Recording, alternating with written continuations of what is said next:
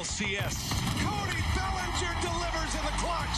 They know how to play when their back is up against the wall. Our job's not done. At the wall, Freddie Freeman's left the yard. This is what you dream of when you're a kid. I mean, it's going to be a hell of a series. I'm looking forward to it. We are ready for Game 1 of the NLCS.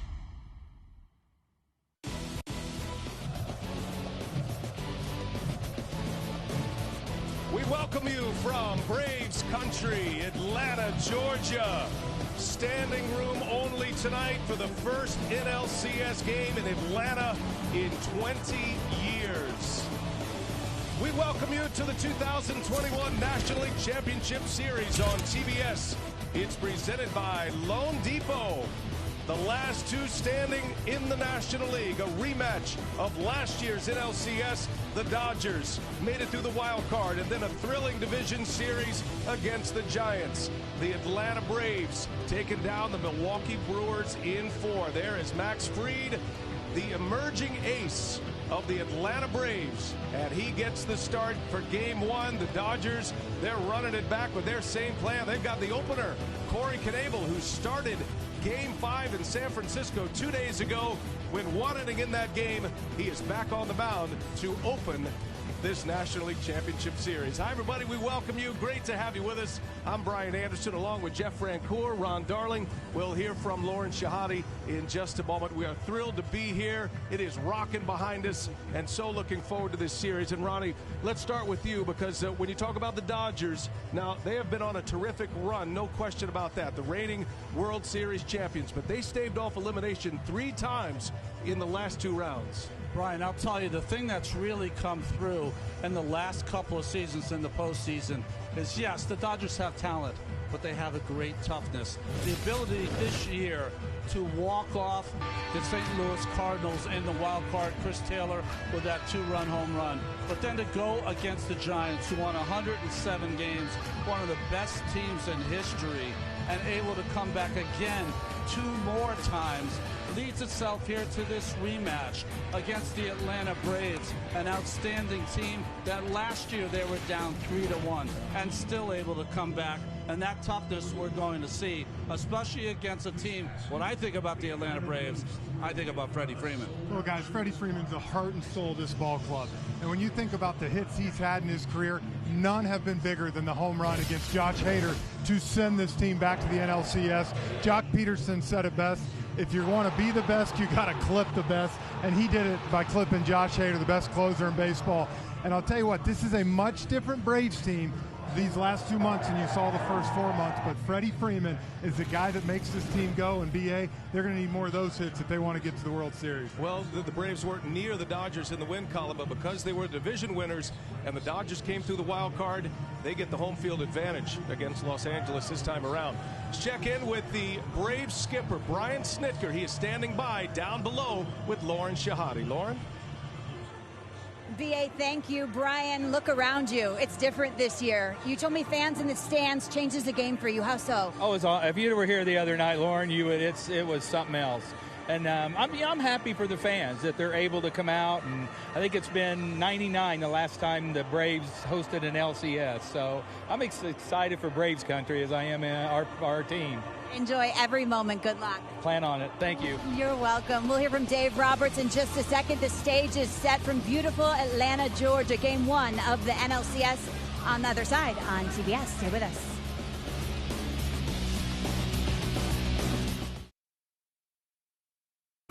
By T-Mobile, America's largest, fastest, and most reliable 5G network. And by DraftKings, the best place to get in on the MLB action with daily fantasy, sports betting, and free-to-play pools. All postseason, customers can play in free late inning pools for a swing at over $50,000. Use promo code HEAT to sign up. Welcome back to Truist Park. Dave Roberts going with Corey Knebel to start. What was behind the decision? You know what, I think Walker an extra day coming off that short start. We like Corey. He's neutral. Hopefully he can get through 5 batters, and then we'll go to the other guys in the pen. It'll be a good night. Max wasn't lurking outside your office begging for tonight? Max is always lurking. I got to kind of push him up, but we kind of agree that game 2 makes most sense. Appreciate it, Dave. All right, thank you. Brian. All right, Lauren, thank you, and thanks to both managers for a quick visit before first pitch tonight. Mookie Betts back in that leadoff spot for Dave Roberts. And Max Fried on the mound for the Atlanta Braves. Let's check the rest of the batting order. It's courtesy of Lone Depot. Lone Depot, home means everything. Mookie Betts, Trey Turner, and then Corey Seager at the top. In the middle for Dave Roberts, Justin Turner, Will Smith, and Albert Pujols. His second start of the postseason. A.J. Pollock, Chris Taylor, and Corey Knebel round out the starting nine. Unlikely Knebel will get an at-bat.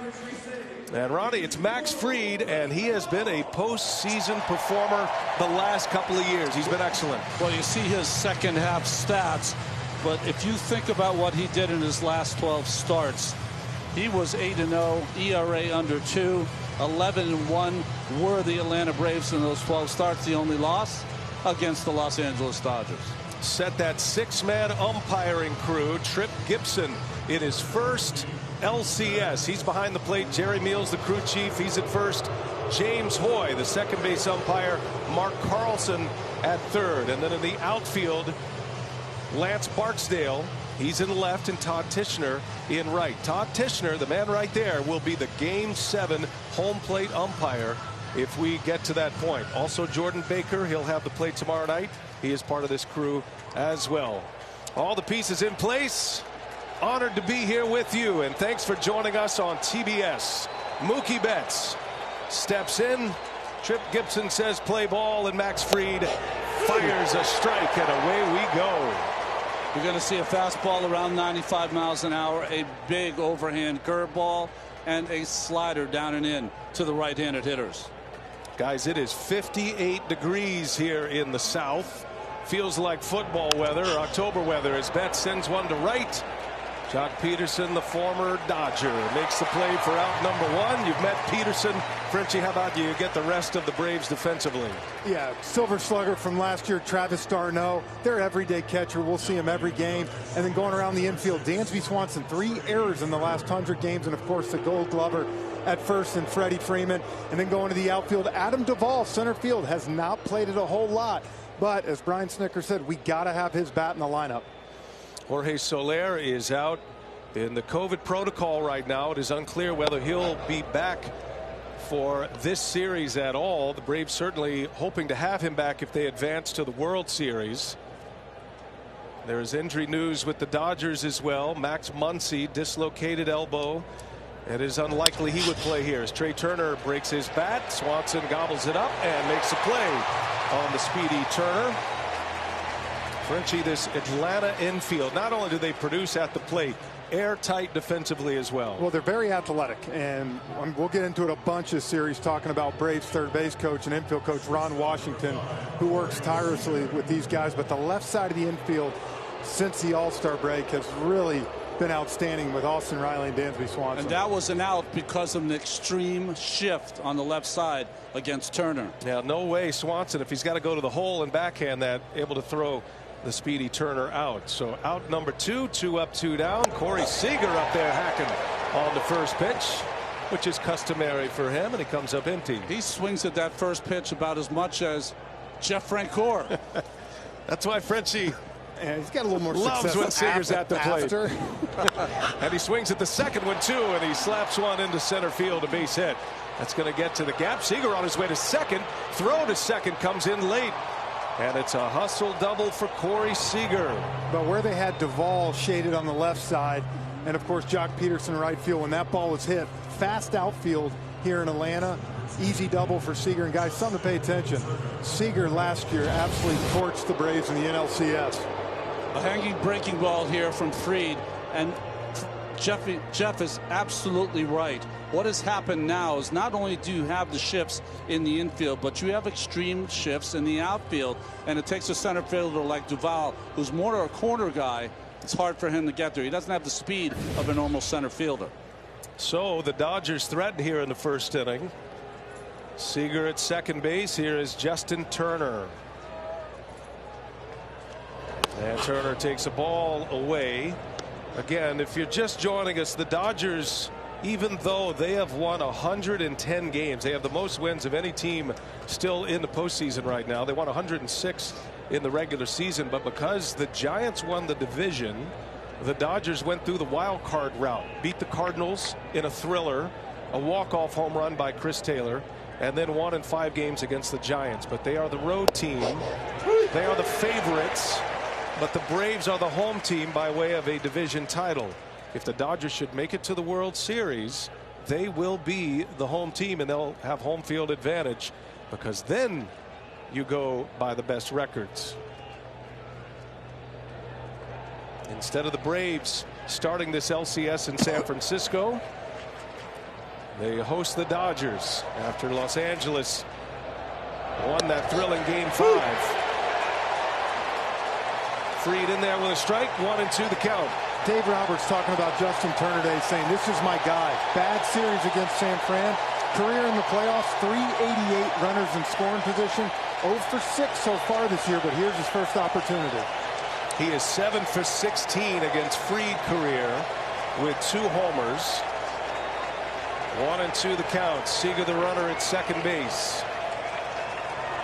And Fried fires, and a swing and a foul into the net. Turner homered in the wild card game, was a game-tying homer off Adam Wainwright. That was in the 4th inning of the wild card game, but has had a tough time at the plate since. Just 1 for his last 22. Had just 1 hit in the division series against the Giants, but he was hit by a pitch late in that game, and that set up Bellinger's heroics. Another 1-2 from Max Fried. The one thing you have to take a look at, this is not the best defensive center field for the Braves, because they want the offense. So everyone is playing extremely deep in the outfield. So hits that are broken bat hits or little loopers, they have a chance to hit the ground. They're willing to give up the singles. Don't let it over your head. How about those arms out there, Frenchie? Duvall's got a really good arm. Jock Peterson, decent. Rosario in left, so-so. 1-2 the count on Turner. Another one comes in, and in the dirt, blocked nicely back there by d'Arnaud. The Braves had such a difficult task coming out of spring training. They lost a lot of catchers, and then d'Arnaud got hurt, and they really had a cavalcade of different guys in here. Seemed like a different catcher every week.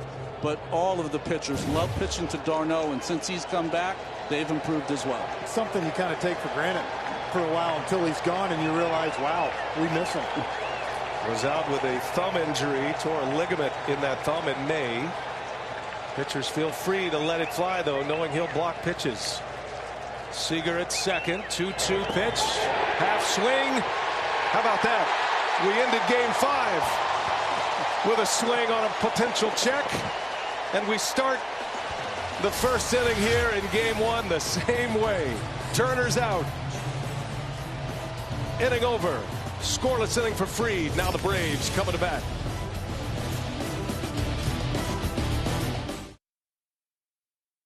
Home means everything. Batting order for the Atlanta Braves. Eddie Rosario in the leadoff spot. Just the 2nd time this season. Freddie Freeman hit second. Ozzie Albies in the 3-hole. In the middle, it's Austin Riley, Jock Peterson, and Adam Duvall. Travis d'Arnaud does the catching. Dansby Swanson, and then Max Fried rounding it out. And Ronnie, it's an opener again, and it's the same opener from Georgetown, Texas. Corey Knebel gets the ball in back-to-back games. He started 4 games as an opener during the regular season. Of course, Game 5 as the opener. He did get in a little trouble after the ball hit hard by Ruff, and then the double by Posey in the first.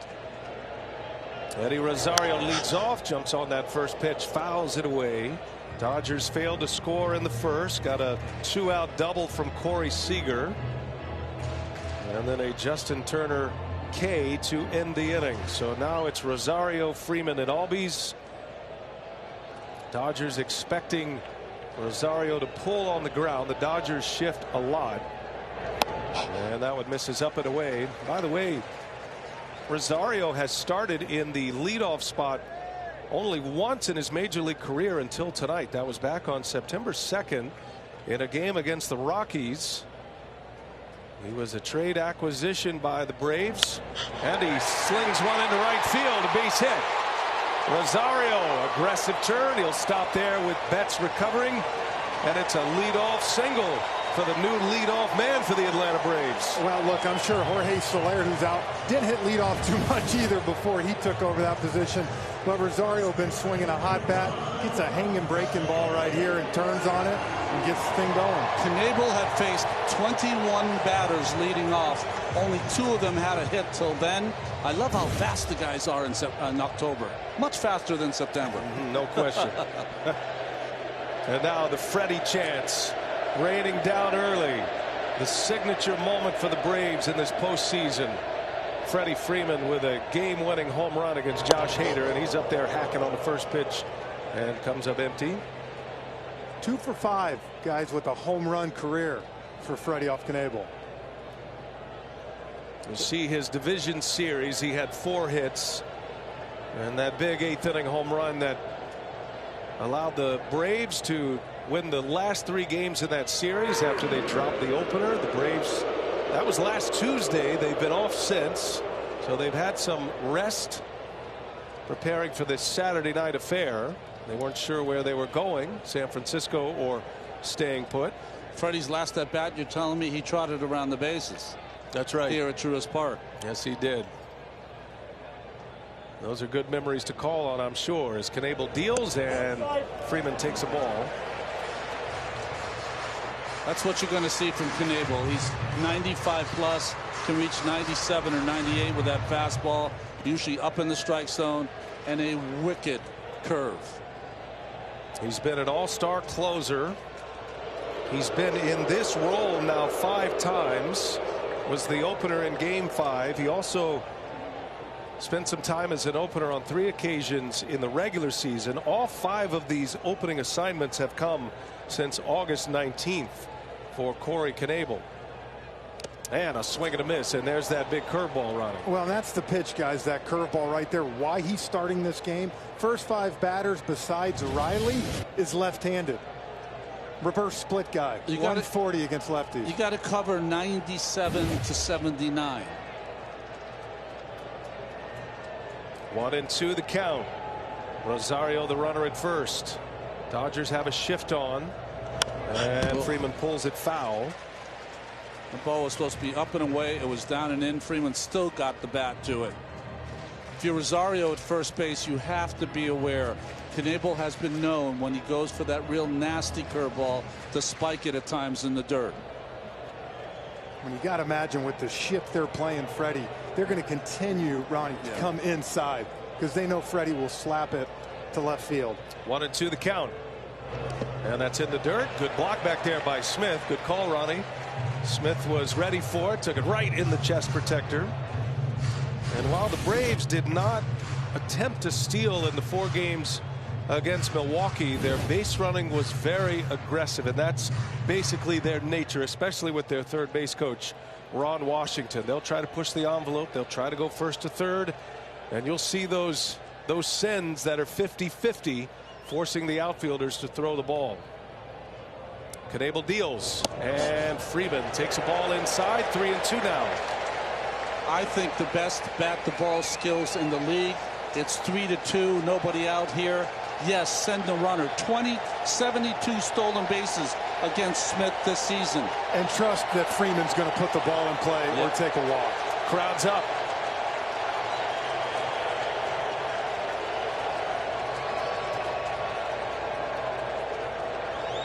Runner goes, swing and a miss, throw to second, and the tag, safe. Rosario into the back of the base. Knebel is a pitcher you can run on, and Rosario got a great jump. It is a strikeout. Freeman is gone, but Rosario into second base with a stolen base.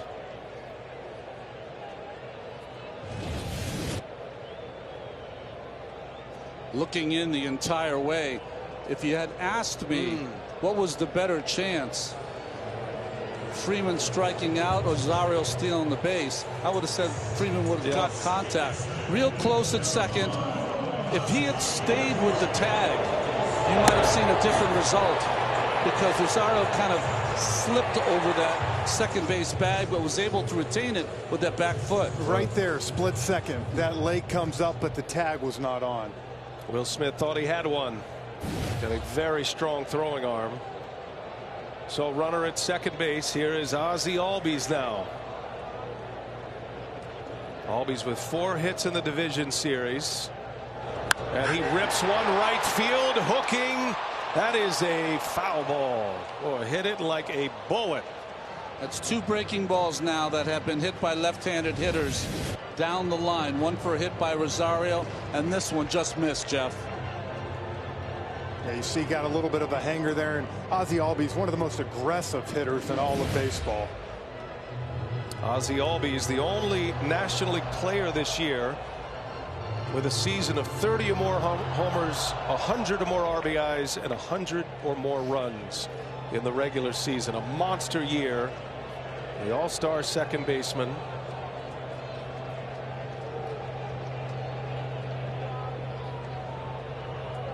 No balls and a strike. Knebel, the long pause.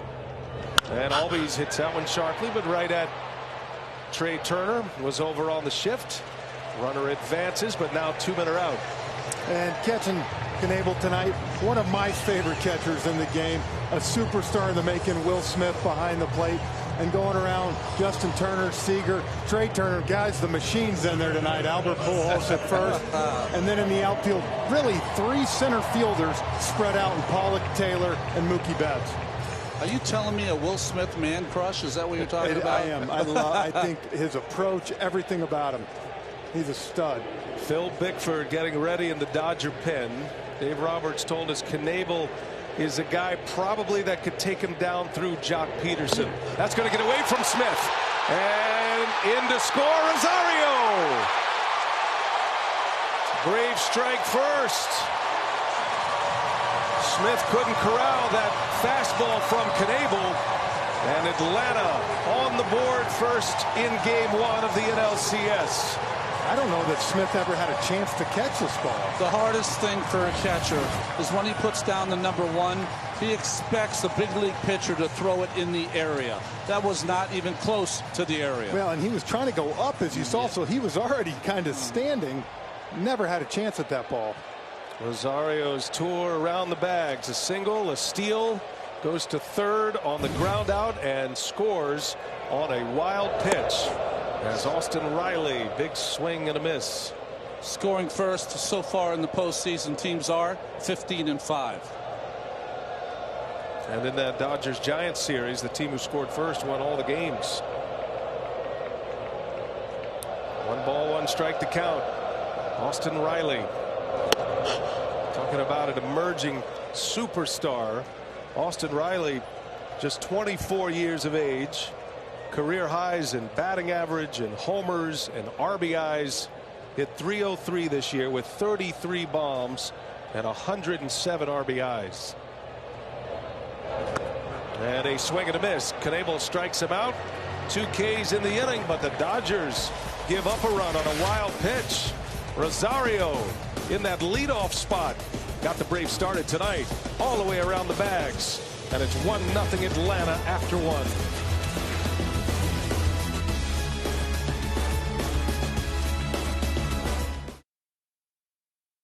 Game. Hey Siri, turn on Do Not Disturb.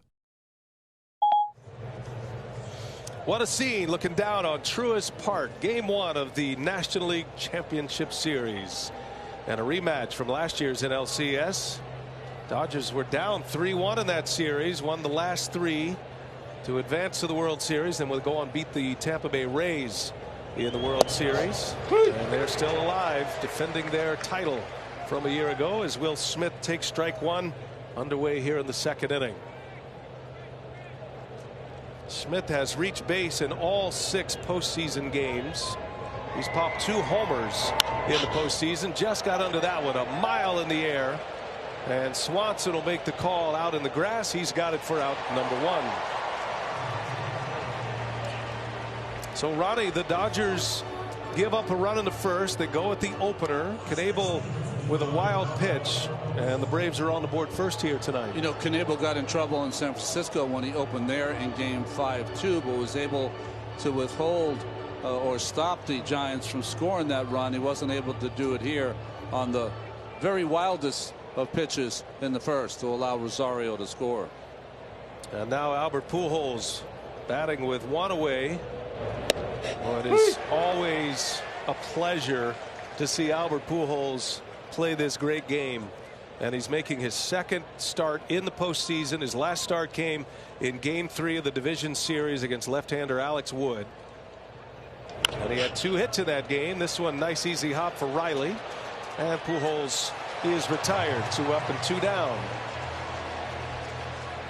Max Fried, 2 quick outs here. Let's check in with Lauren. She's got more on the Braves left-hander. Yeah, he hasn't lost since July 28th, and for him the difference is clear. It goes against what you think about a pitcher, but he said, when I stopped trying to strike out everyone and focus more on getting guys off balance, it all clicked for me. Don't try to miss too many bats, just mix speeds. Ron, when he tries to be perfect is when he says he runs into trouble. Lauren, this story hurts a little bit. In my second year in the major leagues, I walked 114, led the league. My teammates started calling me Mr. Perfect, Mr. P. It wasn't because I was a Renaissance man. They wanted me to throw the ball over the plate. I got the message. I was better after that.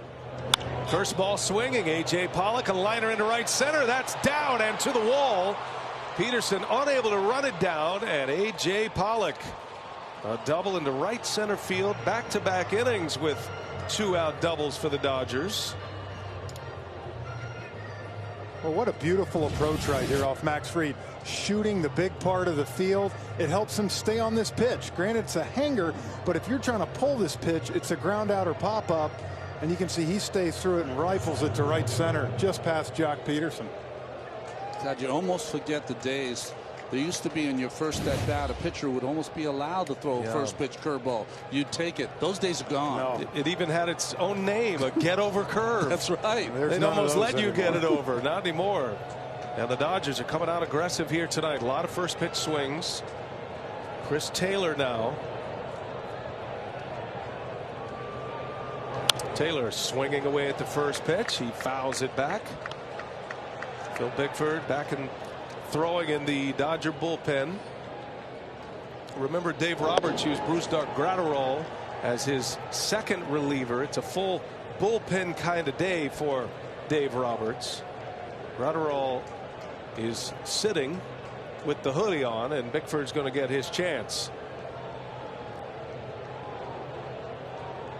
2 outs, runner at second.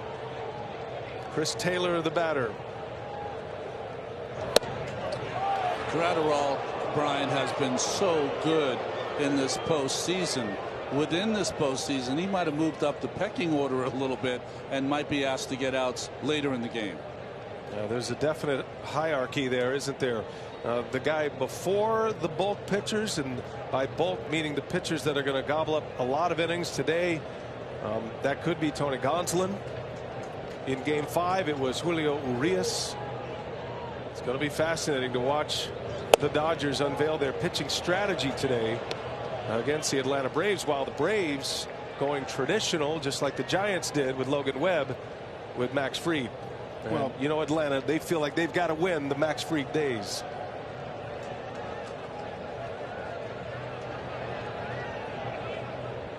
Two balls and a strike on Taylor.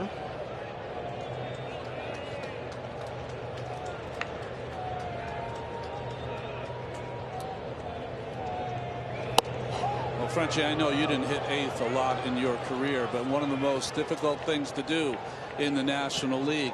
A little easier here because you're going to have a pinch hitter up in that spot as opposed to the pitcher. Yeah, and so, you know, but with that being said, you can tell still being very careful with Taylor. Look, Taylor, one of the best 8-hole hitters in all of baseball. A lot of other teams, he's probably hitting second or fifth.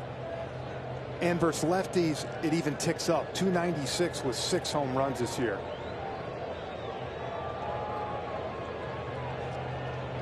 Three balls and a strike on Taylor. Pollock with a nice lead at second. Fried deals, and that one's pulled foul. Well, Freddie Freeman had the Braves signature moment, that homer against Josh Hader. This was the first signature moment of the postseason. Chris Taylor, 2-run, game-winning home run against the St. Louis Cardinals. Walked them off. Had struggled mightily going into the postseason. Did not start that game. And Chris Taylor puts his name on this list. Walk-off homers in a winner-take-all postseason game. Encarnacion in the wild card game as well. That was some moment at Dodger Stadium. Taylor in the first 2 games, he didn't play in the NLDS game 2. 3 for 6 with that homer. He's 0 for his last 10 in his last 3 games. Full count. Pollock at second. And a swing and a shot into left center field, a base hit. Pollock will head home. He will score. And Chris Taylor with a 2-out RBI single, and the Dodgers right away tie this one up in the 2nd inning. Well, it was almost like Max Fried, Ron, was in between. Do I want to pitch to him? Do I not? And like you said, you can't just throw the get me over curveball. And right here you can see with Max, this one spun on him a little bit and stayed up. And as we said, Taylor, great against left-handed pitching. So 2 breaking balls put in play, 2 balls on the nose hit for a run for the Dodgers. So immediate answer for the Dodgers to tie this game. And that was after consecutive outs from Smith and Pujols. Pollock with the double, Taylor with the RBI single, and that brings up Steven Souza Jr. And right away Taylor takes off, and a pitch in the dirt, no chance. That'll be a steal of second for Chris Taylor. Aggressive on the base paths.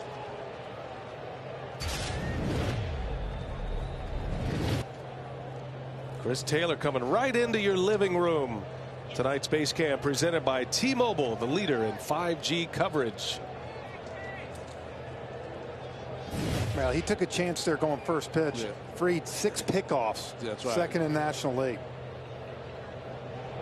Souza, first bench player used by Dave Roberts.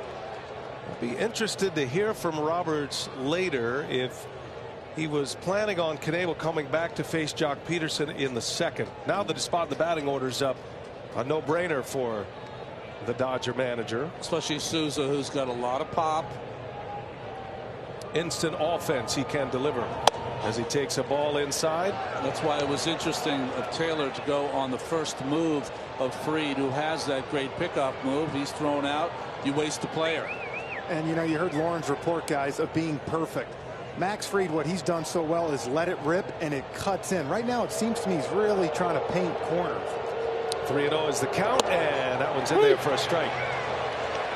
In game 5 against the Giants, the Dodgers, because they used an opener and then Urias pitched in 4 innings, you realize the Dodgers only had a pitcher bat 1 time in that game, and that was Urias. They made it as much of an American League game as they could in a National League setting. Good pitch inside there by Fried. He's got natural cut on the ball, yes, Ron. He does. So for Max Fried, it started in the middle and let it kind of do its thing. Broken bat for Souza. Well, you'll see a lot of broken bats against Fried if he's right. Craig Counsell, I said it during the last series against Braves, that Max Fried kind of bullies right-handed pitchers on the inner half. And that's what he just did on that pitch. Dodgers have tied it here in the 2nd. 2-out hits from Pollock and Taylor. Taylor steals second base. He's in scoring position. And from 3-0 to 3-2 on Steven Souza Jr. And that was a called strike 3. Fried paints. Souza is out. And the inning is over, but the Dodgers tie it up. Braves get one on the bottom of the 1st. Los Angeles answers in the 2nd. And Fried hits the edge with a 95-mile-an-hour fastball.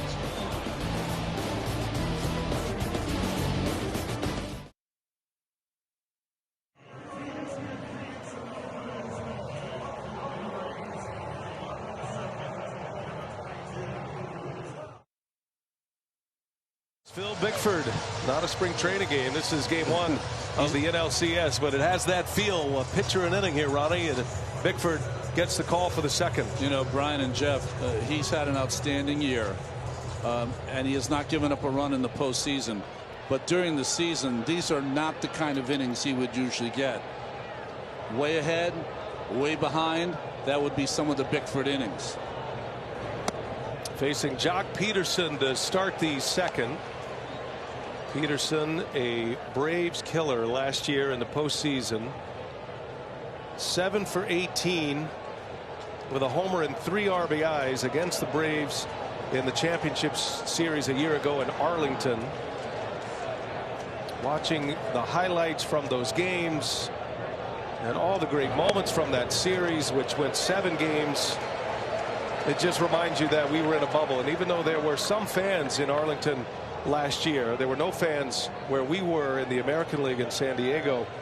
But it is just a joy to have the big crowds back, and the noise and the sounds and the communal affair that we have going on here with all these fans in the ballparks. The home field advantage. It's back. The Braves will feel it when they go to Los Angeles.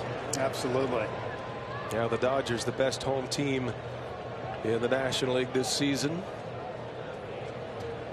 It is a very chilly Atlanta night. Temperatures will be dropping into the mid-50s before we're done. Breeze blowing about 10 to 15 miles an hour. Bickford deals, and Peterson sends it out of play. Frenchie's golf course will be on the freeze delay tomorrow morning. Yeah, greens are frosted right now.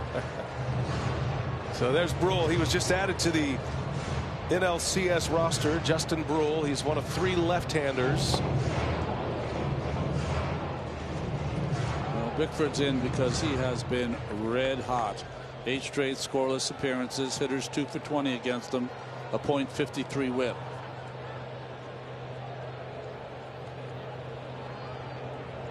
2-2 to Jock Peterson. A swing at a miss. Bickford strikes him out. That slider. And out number 1. 1 away in the second.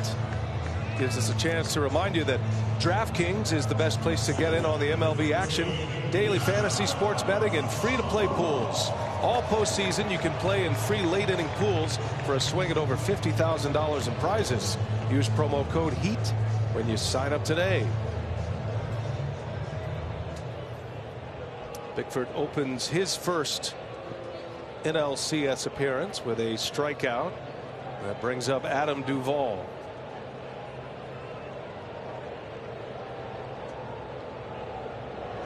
And Duvall, one of the true right-handed power hitters left in the game. Ronnie, we don't see it too much anymore. 38 home runs, led the NL with 113 RBIs, and career faced Bickford 1 time, home run. Big part of the Braves' success. It was with their ball club during a playoff run 2 years ago. Atlanta losing to St. Louis, and Duvall skies one in the infield. Who wants it? Seager makes the call, and there is out number 2. So far so good for Phil Bickford, a Southern California native from Westlake, California. He's got the Spicoli hair. Bickford started his career with the Giants. He was a first rounder. He got traded to Milwaukee. Matter of fact, he was involved in the Will Smith trade, the current Braves closer. Yes, we have 2 Will Smiths again. So the Braves Will Smith was on the other end of that deal between the Giants and the Brewers, and then the Dodgers claimed him off waivers. And whatever they've done, Frenchie, they've been able to unlock Bickford. He always struggled with his command, but that has been a different story as he's matured in this game. It's like anything you see, different guys go to different teams, get different voices, and something clicked for him. High velocity, and now he's able to control it and throw strikes. Appearing in his first postseason, Phil Bickford. Darno takes a strike. He was able to land that slider, and he's got Darno. No balls and 2 strikes.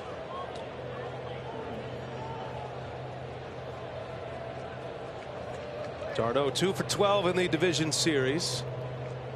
Batting average is low. There is context required, though. The Braves running up against one of the best pitching staffs in the game in the Milwaukee Brewers, and they scored when it counted, and 1-4 to advance. Darno in game 4, Brian, had a couple of hits to right field. When he's hitting the ball gap to gap, A lot of hits to right field. You know he's on time. He lost a lot of this season to injuries, so he's still not back 100% as far as his eye at the plate. Yeah, you missed 3 months with torn thumb ligaments. All of a sudden you got to come back, face this kind of pitch, and it's difficult. 1 ball, 2 strikes to count on d'Arnaud. And down he goes. Bickford puts him away. 3 up, 3 down with 2 Ks for Phil Bickford. Stay tuned for a message now. It's brought to you by DraftKings Sportsbook, an official sports betting partner of MLB.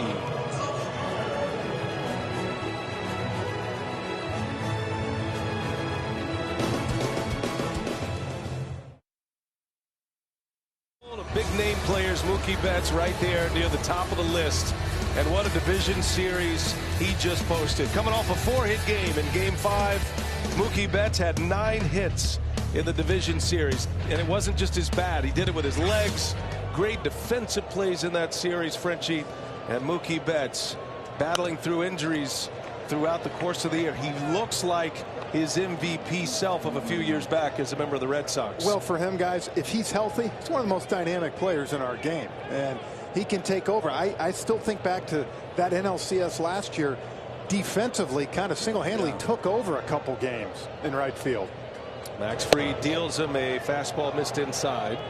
Great catch against Ozuna against the fence, and then robbed Freddie Freeman of a home run. Those 9 hits for Mookie Betts, second only to Justin Turner. So most hits in a division series in Dodger franchise history.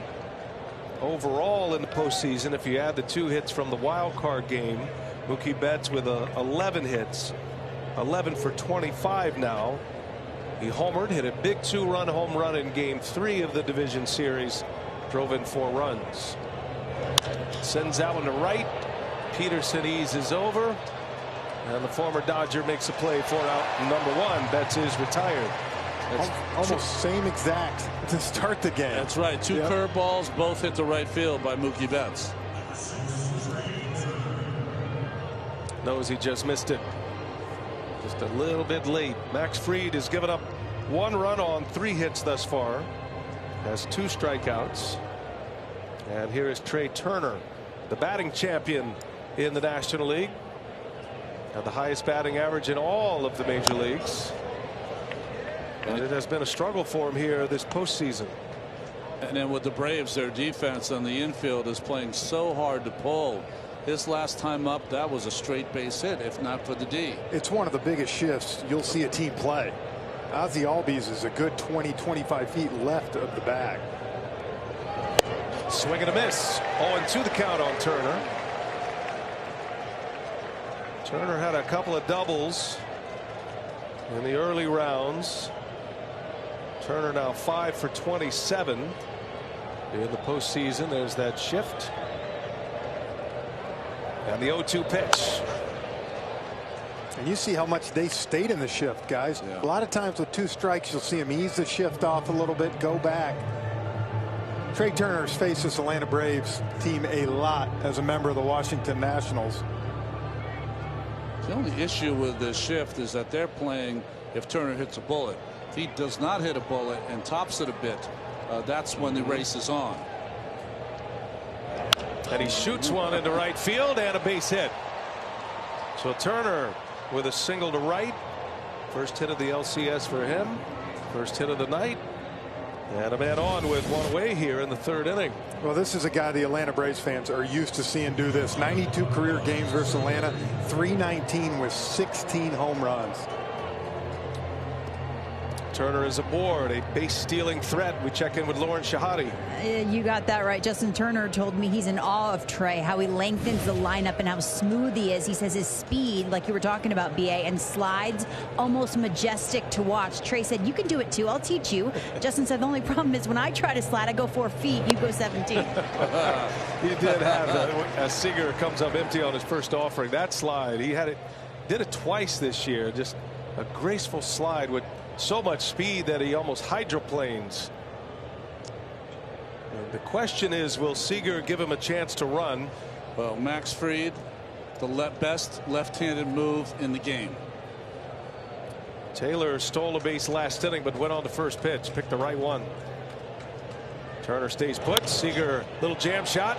Swanson is back, over the shoulder catch. He got a great jump on that ball.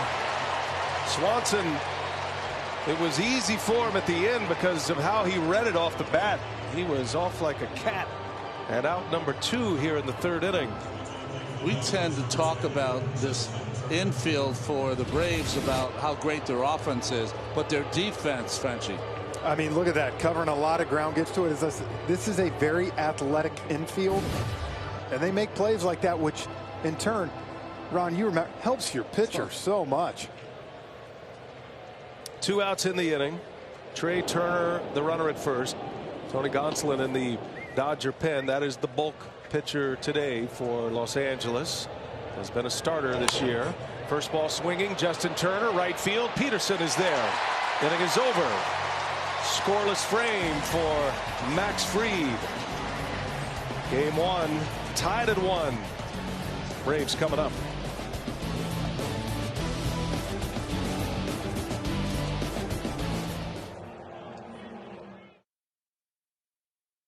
Don't forget, tomorrow the National League Championship Series rolls on right here on TBS. Coverage starts at 6:30 Eastern with the postseason pregame show presented by GMC. Bob Costas, Pedro, Jimmy, and Curtis will be here in Atlanta. And then the Dodgers and Braves, 7:30 tomorrow, Game 2. It's presented by Loan Depot exclusively on TBS. This game is also on ESPN Radio, and the full postseason schedule is available at MLB.com. Great to have Bob Costas join us for the championship series. Ernie Johnson off to his NBA duties. NBA will be starting up on Tuesday, opening night.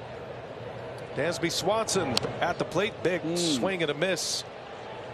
And as Phil Bickford, Ronnie, returns to the mound. So take us into the mind here of Mark Pryor, Dave Roberts. There's a lot to process with the Dodgers right now. Well, you got 2 pitchers up, right? Gonsolin is the guy that you want a starter, kind of, so you want to give him enough time to get ready. Justin Brule's up because he'll face the left-handers. It's just how much they consider Max Fried a hitter, whether Brule comes in against Fried or Rosario. Tell you one thing we hear a lot from Dave Roberts is the eye test. My eyes will tell me how long to leave a pitcher in a game. And even though Phil Bickford, he's not a guy that is necessarily used to being in this moment, he's kind of rising to this moment already. Yeah, it's got to be careful here, though. We talk about Chris Taylor in the 8th hole. Dansby Swanson, 27 home runs this year for the Braves. Career high in hits, doubles, home runs, and RBIs, while playing that outstanding shortstop. Swanson hitting 8th in this batting order. Got the pitcher Fried next, who is a good hitting pitcher. He's one of the athletes on the field. He really is. Every manager has specific windows or lanes that they think about their pitchers in a particular part of the batting order, and certainly Bickford, while the Braves have plenty of firepower, gets the bottom of the order. And he is off to a great start. 4 in a row retired. 3 of those 4 via strikeout, and a nasty slider at 86 miles an hour to finish off Swanson.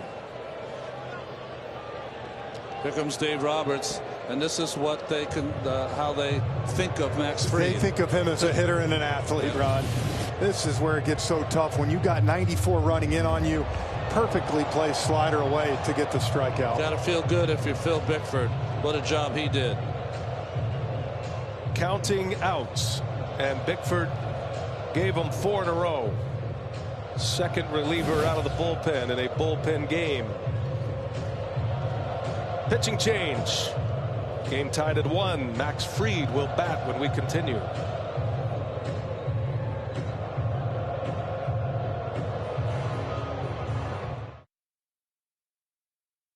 Just added to the NLCS roster, Justin Brule. Ronnie, he was not on the DS roster nor the wild card roster, but here he is with 1 out in the 3rd inning. Well, the southpaw rookie probably put on the roster because at some point you can't have enough lefties when you have to face a team with Freddie Freeman. Interesting, though, he comes in against the pitcher Fried, and then Rosario's next. He gets through them, beautiful. But if he doesn't because of the 3-batter rule, he's got to face Freddie Freeman with people on base. And Freed a wave and a miss. And just to remind you of the 3-batter rule, if a reliever comes in and finishes an inning, then he does not have to face 3 batters as long as you take him out when the inning is over. You see a lot of fastballs, a lot of cutters, sliders. 21 appearances this year, 18 of them scoreless for the young Brule. And this is where it gets interesting because most of these hitters on both teams know both pens. They've seen them a lot in the last 2-3 years. But every once in a while you get a guy like this that really you don't know much about except on film. And that's different than facing them. 0-2 the count. Freed at the plate and spoils one foul. These games are so fascinating to watch. It's new school. I mean, you wouldn't think of a bullpen game this way, but I tell you, it really creates a lot of buzz and a lot of energy, and you start to think along with these managers. And if you're the Braves right now, how do you disrupt the plan of the Los Angeles Dodgers? They have planned this out to a T. Now they have plan B's, C's, and D's, but right now their plan A is still in place. Well, things you could do is you could bat for Rosario, but if there's 2 outs, if Freed makes an out, you certainly wouldn't do that. No. So yeah, that would almost be playing into the Dodgers' hands, right, to get Rosario out. Well, the Atlanta Braves were sitting back watching that Dodgers-Giants game feeling like, hey, if the Giants win, we go out to San Fran, but we don't have to see Logan Webb till game 3. Right. And on the other hand, they felt like if the Dodgers win, they're coming out east, and they're not going to have a lot of their big arms because of that series. A swing and a miss. Freed strikes out, and Brule picks up his first K in the postseason. 2 outs now to the top of the order, and Rosario. T-Mobile covers the most interstate highway miles with 5G. Home or away, you can stay connected to your team with T-Mobile, the leader in 5G coverage. Well, the Braves offense now has gone through one time facing different guys, but 9 hitters, 6 strikeouts. And now Rosario takes a strike. Single to right in the first batter of the game for Atlanta. He stole second off Knebel, went to third on a ground out by Albies to get him over, and then he scored on a wild pitch. That's how the Braves run came across. The Dodgers tied it in the second. A.J. Pollock with a 2-out double, and then Chris Taylor had a 2-out 2-strike single to tie the game at 1.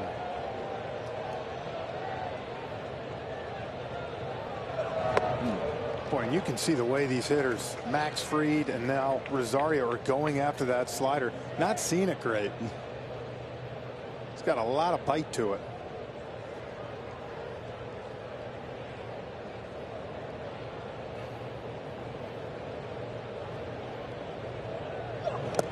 Braves did something this summer that you very rarely see. They acquired a player who was hurt and who was not going to be able to help them for quite some time. But the talent of Rosario and what he did 2 seasons ago for the Minnesota Twins, you just had to take a chance. 32 homers and 109 RBIs in 19. On the ground, shift is on. And the plan is working for the Dodgers. It has been Brule and Bickford and Knebel, and it's a 1-1 game.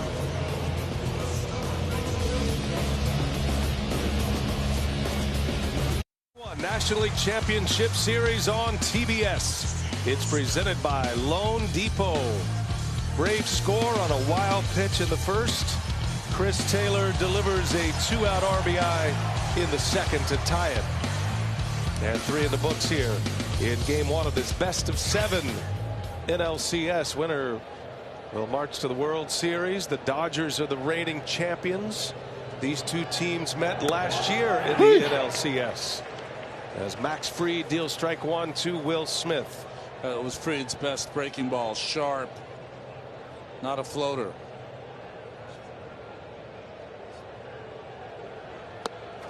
And in there for strike 2. Back-to-back curveball. Smith, a 368 hitter on 95 plus. Second highest in the NL behind Juan Soto, which doesn't shock anybody.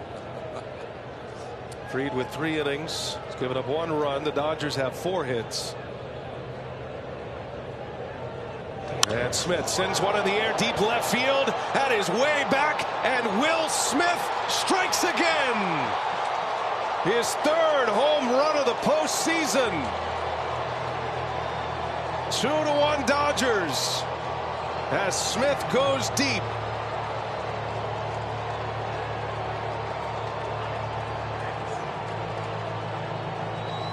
No catcher in the National League had more homers than Will Smith. Hit 25 this year, and he's hit his 3rd in this 2021 postseason. Just talked about what he's done off fastballs here. Kind of that cut fastball in after 2 curveballs, 0-2. And you see Smith, beautiful job pulling the hands through. And now Albert Pujols. It's a classic case of a pitcher double thinking. Threw 2 breaking balls, and Darno called for another one. He shook him off to go to the fastball to set up the next pitch, which would have been a breaking ball. He never got there. Didn't get it back. Pujols on the ground, got some time. Oh my goodness, what a play by Swanson. Riley was cutting in front of him, and I've heard of no-look passes before. That was a no-look catch. And then takes care of Albert Pujols for out number 1. And the break here too is you had Albert running, so he got time to kind of set, but yeah, he cut him off. Dansby stayed with it. Swanson way over on the shift. Look at Riley. You could see he was yelling at himself, I believe, even before that ball hit the ground. Like he knew he was in a bad spot for his shortstop. And Swanson loses that collision, by the way. Yeah. Incredible hands. By a lot. So 1 away. Here is A.J. Pollock. And again, swings at the first pitch. He fouls it away. Oh. There's a certain angle for third basemen. You like them to get everything they can get, but when they get too far across, they're in the way of the shortstop. But what a play by Swanson. All shortstops have that magic in them. Swanson certainly does. Pollock takes a strike. No balls, 2 strikes to count. And that's sometimes with the shift now forgetting where your shortstop's at, because usually that's a ball that Austin Riley might say, I got to get because your shortstop's not there. Fried 0-2 on Pollock. Doubled off Fried in the 2nd inning. And down he goes. Fried comes back. Nasty slider that time. And following the home run, Fried has come back with 2 quick outs.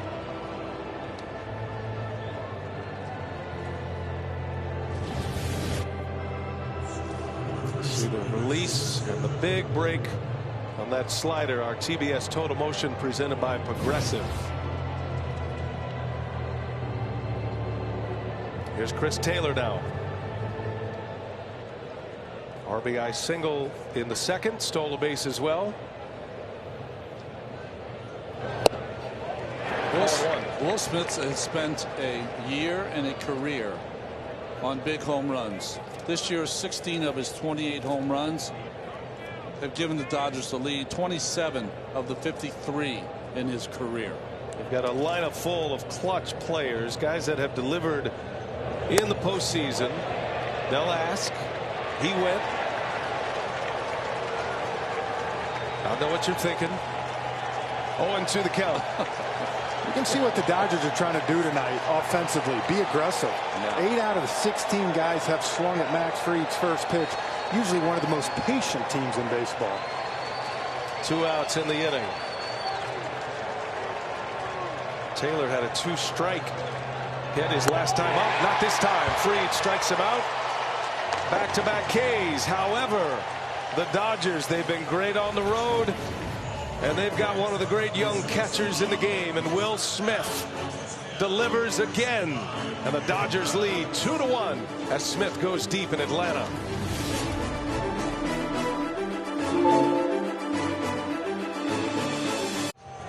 All right, let's take a look at today's odds, powered by DraftKings Sportsbook. Combined runs over under 7.5. Right now 3 on the board. 2-1 Dodgers. Will Smith just homers. Justin Brule is back out there to face Freddie Freeman. First ball swinging. He fouls it away. Freeman hit 60 points higher this year against right-handed pitching. 257 this past summer. Think about Brule, guys. Never pitched above A ball until this year, and now he's facing Freddie Freeman in the NLCS. Not afraid. And he's got him 0-2. He's 24 years of age, Justin Brule. There was no minor league season last year. Every team had an alternate training site, the ATS site. Brule wasn't a part of that. And so once minor league play resumed post-pandemic after a full year off, Brule pitched well this year, and he strikes out Freddie Freeman on 3 pitches.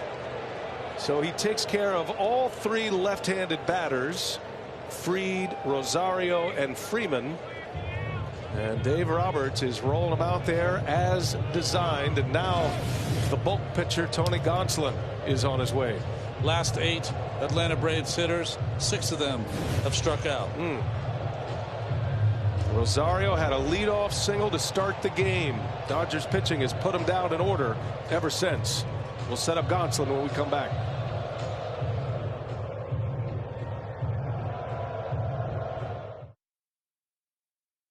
Ronnie, he has been a starter mostly this season with the Dodgers.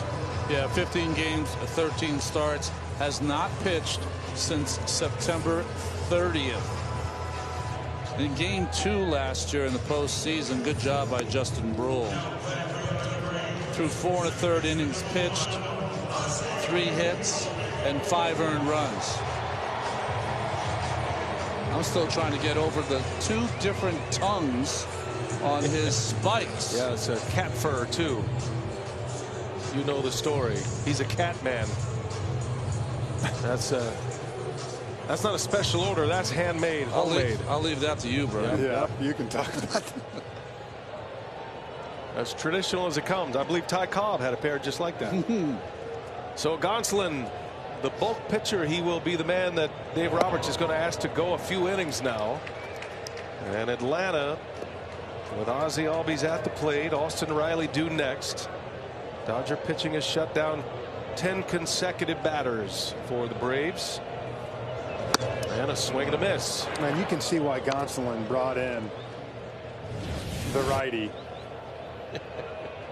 Yeah, go ahead, Frenchie. No, did that stop you in your tracks? Are you distracted by what Matt Lip just put on the screen? Yeah, kitty cats kind of trump it all. I'm itching. I mean, it's great. You're going to sneeze coming on. But besides the cats, Ozzie Albies, you saw from the right side, left side, huge platoon splits, different splits for him. And so they're going to make him hit from the left side as much as possible. Albies grounded out his first time up, did advance a runner, and that runner would score in the first. And Albies fouls it back. So fastball, little sinking action, slider, and good split finger from Gonsolin. Austin Riley due next. Just like game 5 for the Dodgers, the hitters for the Giants can't get in any kind of mode of facing the same pitcher 2 or 3 times through the lineup.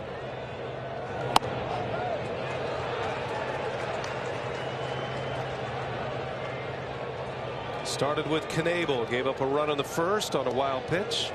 Bickford, 4 outs, went an inning and a third. And then Justin Brule impressed here tonight. 3 in a row. He retired as Albies sends one deep into right, a mile high, and Mookie Betts will settle under it to make the play for out number 2. Just missed it on the bat, did Albies. And 2 gone in the Atlanta 4th inning now for Austin Riley. Tried to attack Ozzie with a fastball up, and he hit it up about as high as you can hit it. It's a pitch sometimes you see Ozzie, one of the few that can handle that high fastball at times. One more click down on the barrel, and that's long gone. Gonsolin got one by him enough. He knows he just missed it.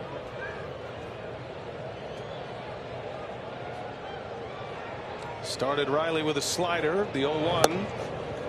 Misses. 1 ball, 1 strike. Back-to-back sliders from Tony Gonsolin. Correct me if I'm wrong, Frenchie. The Milwaukee Brewers featured lots of sliders against Riley in that first series. They lived away. And Riley rips one. Left field line. It is a home run. Riley ties it at 2.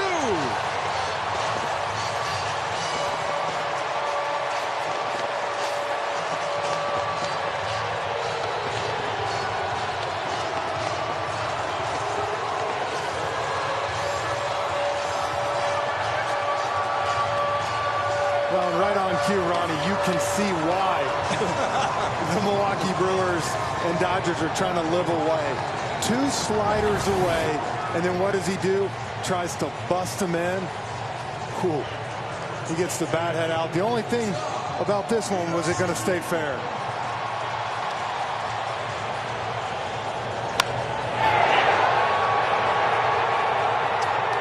That'll be the last inside fastball that Will Smith or Austin Riley will see the rest of this series. Yeah. Riley continues to terrorize right-handed pitchers. There's Jock Peterson on the first pitch. Turner, oh, what a play. Recovers the throw late. Peterson safe. Shift was on.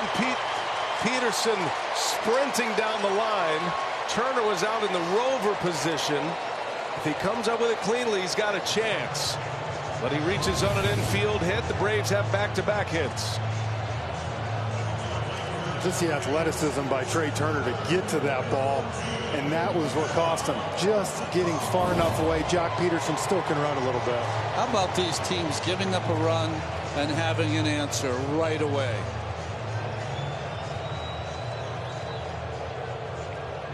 Gonsolin greeted with back-to-back hits. Riley's second homer of the postseason. The other came against Brandon Woodruff of Milwaukee, a power fastball pitcher.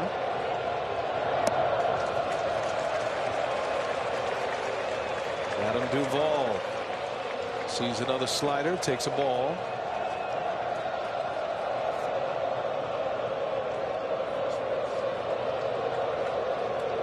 Austin Riley will get some MVP votes once the postseason's over.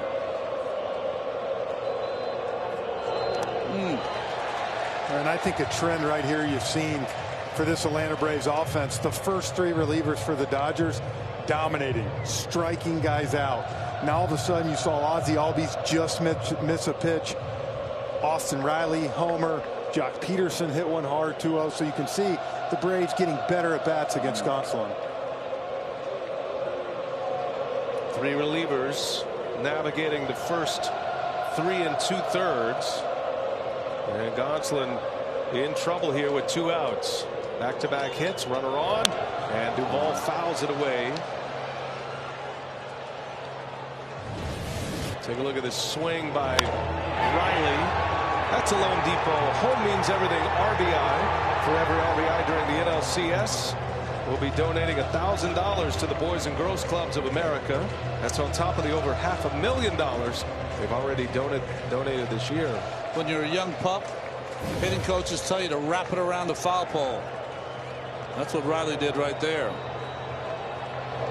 And Duvall, a little cue shot off the end of the bat.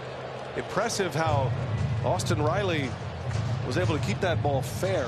You know, it had very little hook on it down the line. I thought when it left the bat, it had a chance to go foul. Well, I'll tell you what, you know what that means, BA, that you hit through it and you squared it up, because when you do that, the ball doesn't hook much.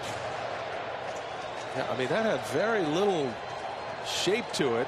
Riley wasn't sure. He was standing at the plate. He wasn't sure, but man, what a clout by Austin Riley. Left the bat 111 miles an hour. Duvall pulls one foul.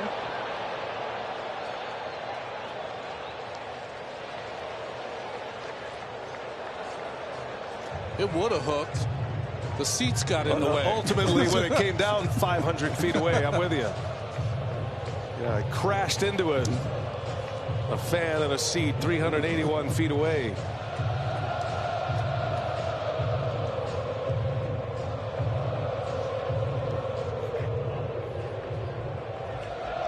Two outs. Braves have tied it at 2. Gonsolin working from the first base side of the rubber. And up the middle, a man is there. Trey Turner will make the play to end the inning. Well, Dodgers made a pitching change. Austin Riley got a fastball from a right-handed pitcher. Did what he does all year. 2-2 game.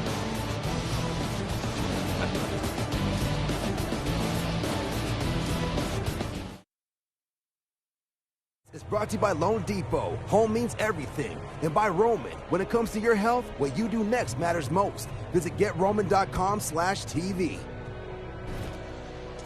2 big swings, 2 big right-handed hitters, Will Smith and Austin Riley. And this game is all tied as we head to the 5th inning. Tony Gonsolin, the Dodger pitcher, at the plate. Might be the only at-bat for a Dodger pitcher in this game.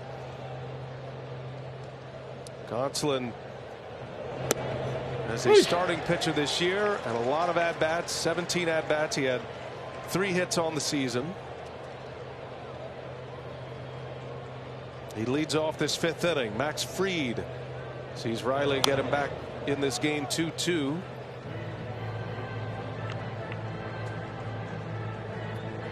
Following Gonsolin here in the 9th spot in the order, it'll be Mookie Betts and Trey Turner, and now 3rd time through the batting order is coming against Max Fried.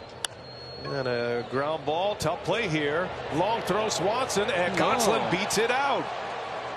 So there you go, the Dodger pitcher with an infield hit. Swanson did all he could. That was an excellent play, but Gonsolin busting it down the line.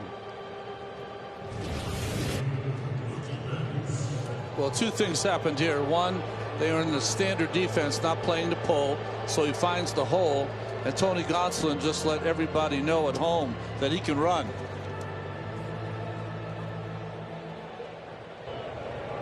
Sniffing a hit with the cat fur on the shoes, didn't slow him down at all. This is my pitchers can be athletes too part of the show. Kitty cats. That is fake fur, I've been told.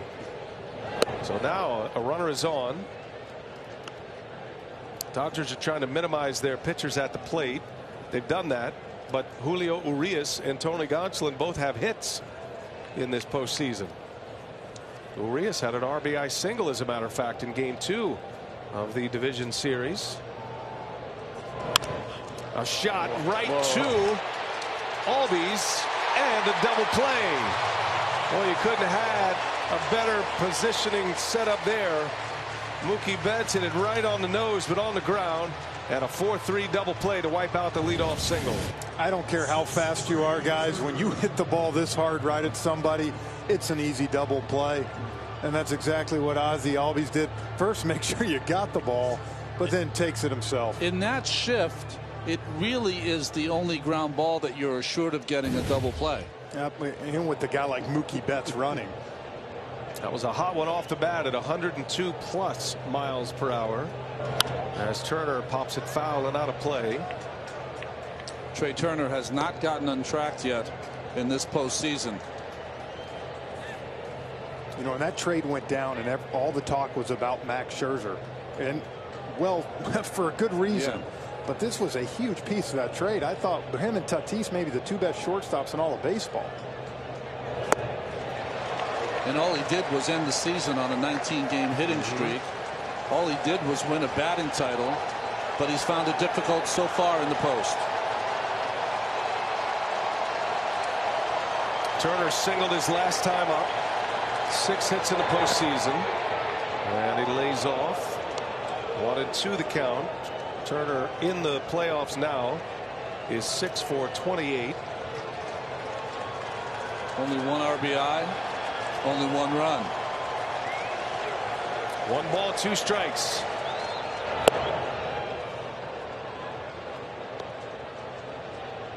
That's one that just burns at you, knowing you put a good swing on it and smoked it.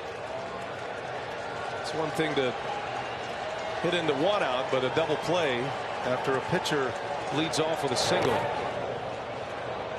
And that's the hard thing about baseball, BA. You watch the guy in front of you hit a 4 chopper in the hole and get a knock, and then you square one up. And a pitcher. And you get nonetheless. And you get a hang with him. Pitchers don't need hits.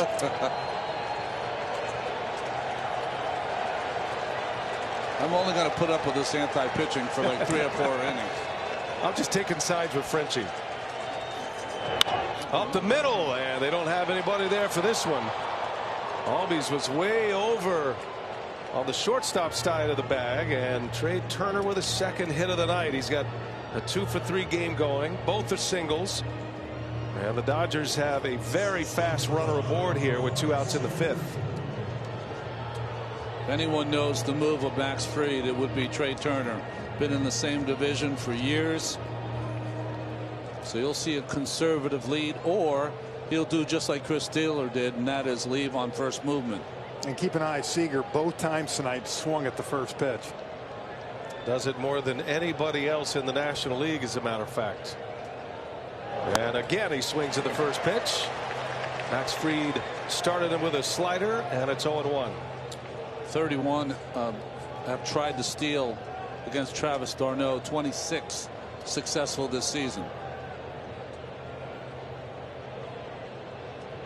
The equalizer is Fried. Holds him close. Got a great move. And he had Turner leaning. The oohs and the ahs coming out of the crowd here. They knew it.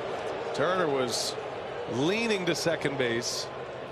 32 stolen bases this year. That was 3rd best in the National League for Turner. Fried has a way of holding his leg up, and then it looks like he's going to the plate, and he changes at the last second. Pretty sure he just picked Freddie Freeman off on that. I went diving in the air at the booth. Seager takes a ball. Nice smother out there by d'Arnaud.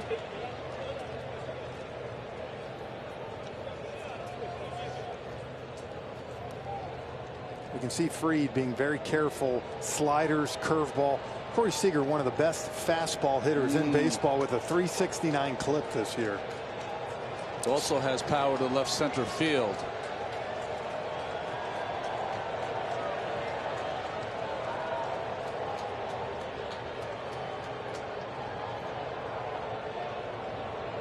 d'Arnaud down to a knee. 1 ball, 1 strike. There goes Turner.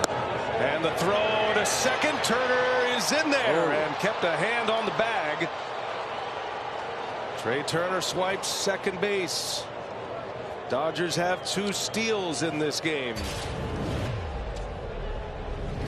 Tonight's base camp presented by T-Mobile, the leader in 5G coverage. The problem there is that Swanson put his knee in front of the bag, but you saw that Turner found a little opening on the outside part of the bag to get that oven mitt in to be safe. But Swanson tried to drop the knee on him to keep him off the bag. Just slide to the camera.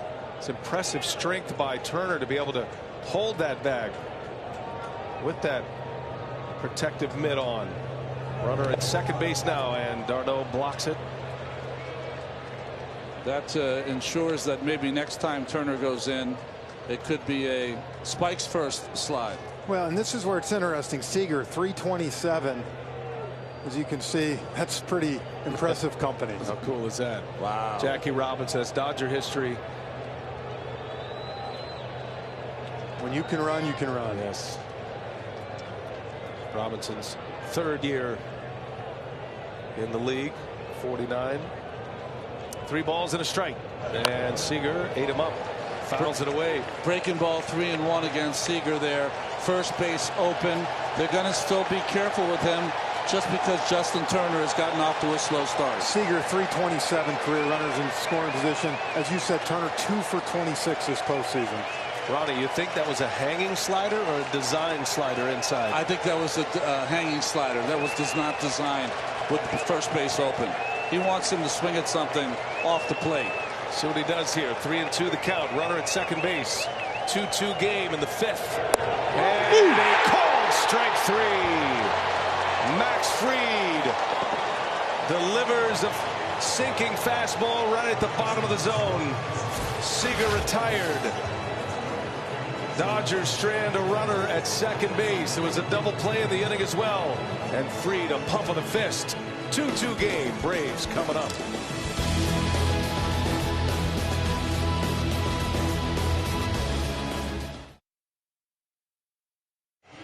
after working the count full, comes back with a fastball down and in.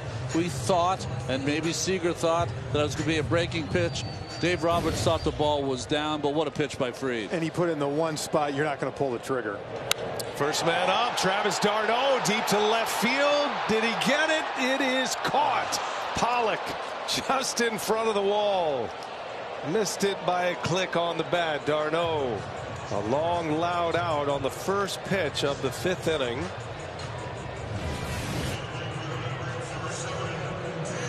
Got it off the end a little bit. You see Gonsolin trying to go away, crept back over, and d'Arnaud just a tick early. It's almost, yeah, a little quick. Yep. There are nights, most of the nights here in Atlanta, that's probably going to travel with the warm weather, but it's cold tonight. It's in the 50s in Atlanta tonight, and it ate it up. Brings up Dansby Swanson. He swings at the first pitch. Swanson not in a great place offensively right now. Struck out in the 3rd. He's just 2 for his last 23. Certainly don't need big offensive production from Swanson. He's such a great defender, but you'd like to see him get the bat going a little bit if you're Brian Snitker. As Vesia getting ready. Gonsolin able to get out of the 4th. I will say, though, when the Braves made their move after the injury to Acuna, he was a big part of it. But he can be streaky. He had 2 big months. The last month of the season, Swanson hit a .176 down the stretch. When he's going right center gap.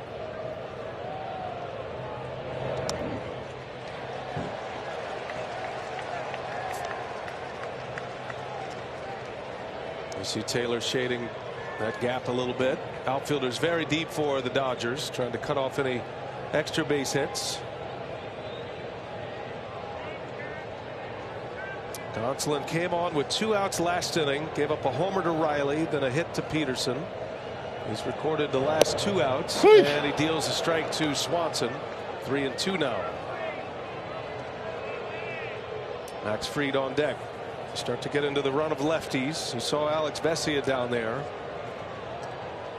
Dave Roberts added a 3rd lefty to his bullpen for that window, and we already saw Brule handle it. Hit sharply center field.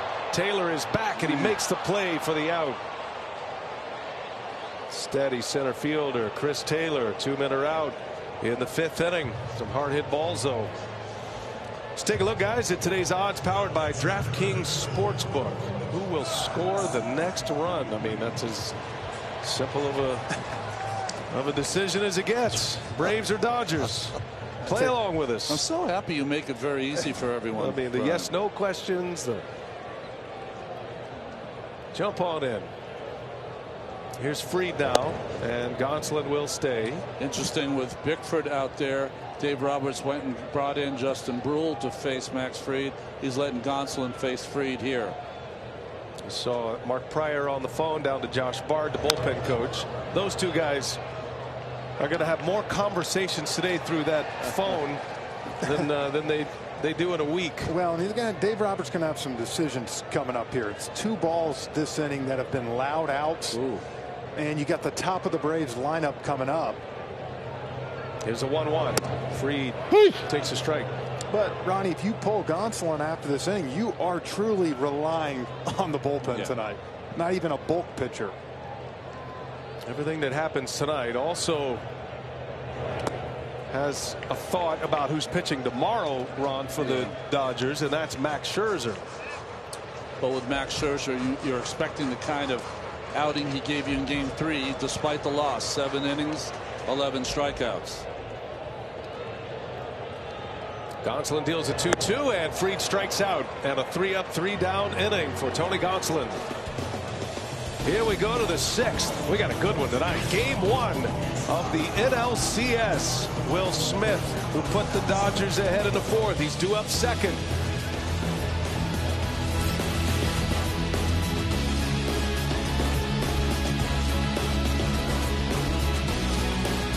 Total bases each day during the postseason and compete to win $20,000.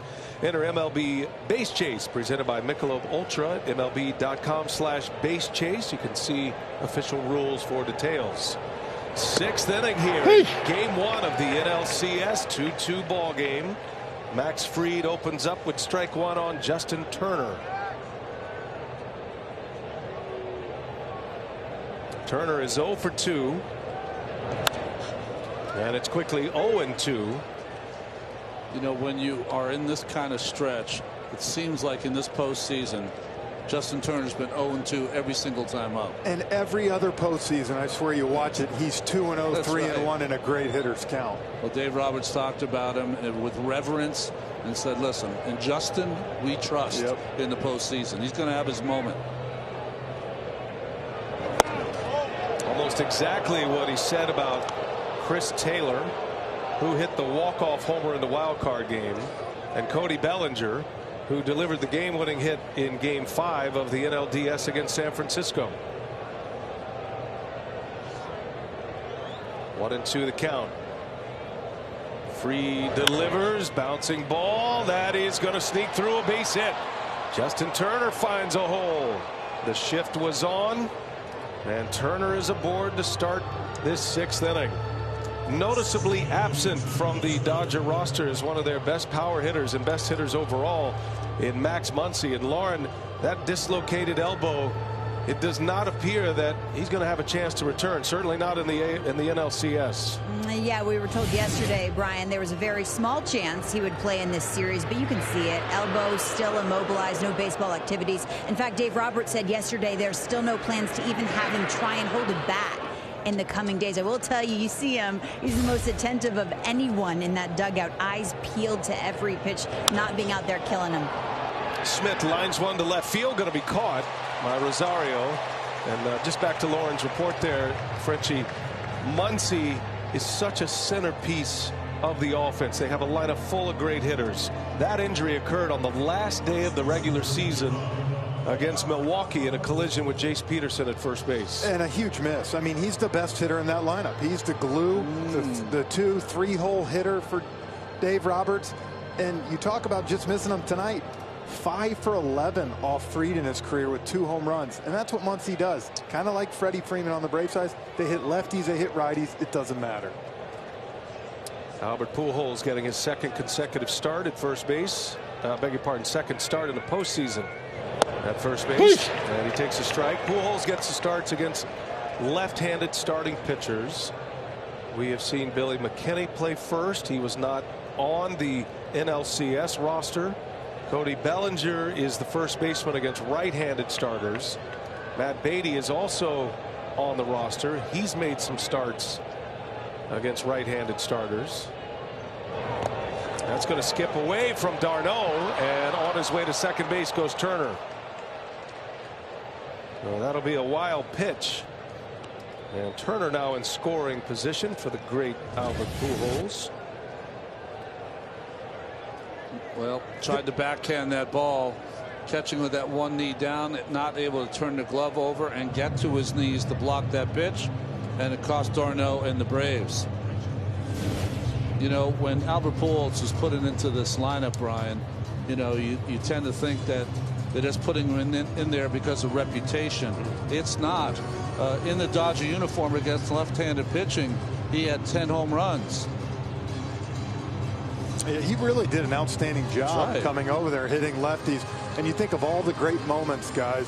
2nd all-time in average in the NLCS, Albert Pujols with 383. The great Will Clark, 468. Those are the splits you're talking about, Ron. That's all season with the Angels and the Dodgers. And as a Dodger, hit 303 with 10 home runs, 10 of his 13 homers coming as a member of the Dodgers. He played 25 games with the Angels, 85 in the regular season with LA. Doesn't only have to hit a home run to be dangerous here. The best RBI men in the history of the game. And he takes a ball, another one in the dirt. Good block by d'Arnaud. So you got Justin Turner, the runner at second base, 1 out in the inning. Duvall, as Frenchie told you earlier, the best arm among that group. Duvall has the best arm of any of the outfielders for either team. Betts has a strong arm in right field as well for the Dodgers. And Duvall be really accurate too. Duvall will play some center field like he is tonight, or some right field potentially. He could play all over. 2 balls and a strike. And Pujols, big chopper, and it's cut off by Fried. Boy, that was an athletic sprint by Max Fried.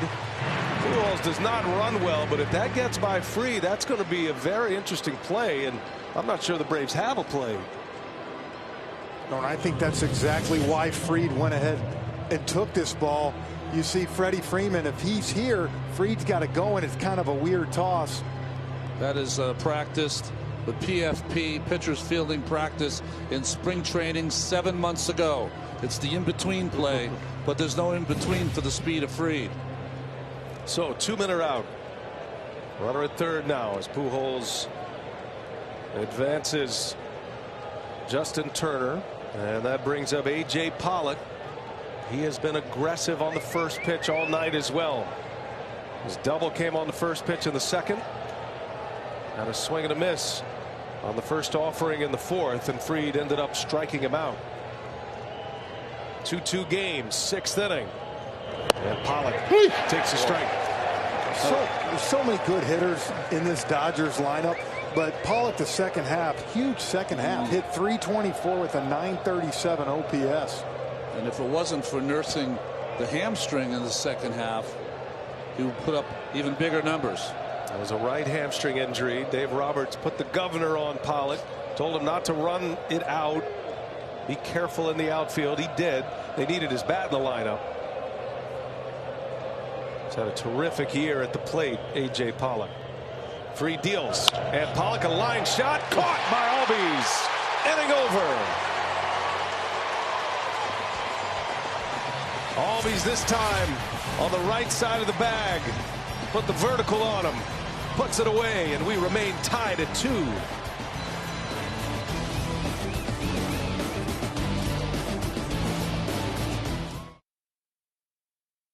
Postseason on TBS is brought to you by Taco Bell and by Geico. Happy Geico-ween. Switch to Geico for more ways to save. Got a crowd in the Battery outside Truist Park, and a packed house inside. Standing room only crowd here, 40,000 plus. And the Dodgers go back to their bullpen. Ronnie, Alex Vesia, a key pickup this offseason. Vesia will face Rosario to start it. Misses with his first try. Vesia will be the second different left-hander that Rosario and Freeman are going to see. Batting average against 126 against Vesia this summer. 54 strikeouts and 40 innings pitched. Was in the Dylan Floro deal with Miami, coming from the Marlins to the Dodgers. And a strike to Rosario. That's it, getting ready for Atlanta. One of the most important arms in that bullpen for Atlanta this year.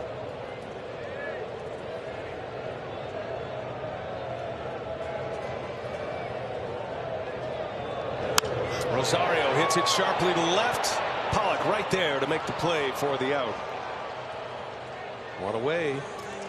Some balls hit hard by the Braves, but right at them so far in the last 2+ innings. And that's the one thing with the Dodgers being able to use the lefties, utilize them. It's kind of keeping Brian Snitker what he can do with different guys. Heredia, a guy, a right-handed they could pinch hit, but knowing that in the 8th, 9th, you're going to have righties in there, and you want Rosario in there. So one away here. Freddie Freeman now. And this might be a simple way to look at this, but if you're the Dodgers right now, you've gone with everybody on this staff. They're quality pitchers, but these are not your A guys. These are not the guys that pitch late in games when you have a lead. They don't have any of their top 3 starters out there. You've gone through this game right now And it's 2-2. Matching head up with Max Fried, who's emerging as the Atlanta ace, with Scherzer ready to go tomorrow. I mean, so far this has gone to plan for Dave Roberts, you would imagine. And a little pressure on Atlanta here at home. Knebel is one of their 1A relievers, certainly the opener. But after that, it's been really a lot of young relievers for the Dodgers. And there's fifth inning Kelly, who's pitched a couple of great fifth innings so far in this postseason. But guys, from an offensive standpoint, sometimes it's tougher facing a guy inning out, inning in, than facing a starter for 7 innings. Seeing them. Well, that's the plan for LA. Roll out as many arms as they can. And if the question is, what does the bullpen look like tomorrow? It's not in bad shape at this point for LA, because you have Scherzer and because you haven't overextended anybody at this point. Pressure is on the Atlanta offense. Let's just put it that way. Bottom of the 6th. One away, Freddie Freeman, and a 2-2 count. And a swing at him as Vesia strikes him out. 2 up, 2 down. Vesia picks up his first K. And 3 strikeouts for Freddie this evening. He just beats him with the fastball a little bit up in the zone. You said it, Ronnie. Not too many times you're going to see 3 Ks next to Freddie Freeman's name. Impressive pitching by the Dodgers. Here's the equalizer, though. Ozzie Albies, a little different hitter from the right side. Albies is 0 for 2 as a left-handed hitter. Now, Brian Snitker said when he moved Soler to the leadoff spot, he moved Freeman to the 2-hole to do this right here, Ron. That if you want to bring in a lefty, you're going to have to face Ozzie from this side. That wide open stance. Albies takes a strike. 1-1 the count. Brusdar Graterol preparing in the Dodger pen, lightly throwing, so that would give you an idea. It's a couple of more batters. 2-2 game. If Albies reaches, Austin Riley due next. The stance of Albies different than the one from the left side. Almost parallel his feet in the back of the box, putting 2 eyes on the baseball. Was 2 for 5 in game 4, the clinching game for Atlanta over Milwaukee.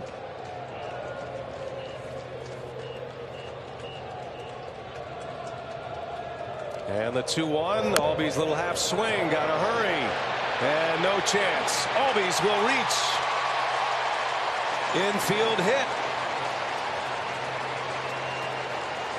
Some line drive outs, but an infield hit, and Albies will get Riley to the plate. Now the old check swing right down the line. And no matter who made that play with Ozzie Albies' speed, they're not getting them. Look at that, right off the end of the bat.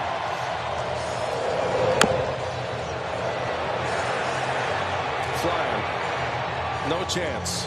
Vesia wisely puts it in his pocket. And now Austin Riley. Do have a left-handed batter on deck. Let's see how aggressive Vesia wants to be with Riley at the plate.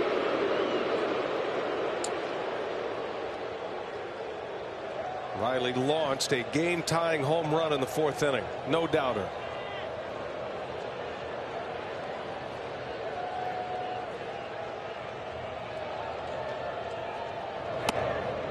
Strike.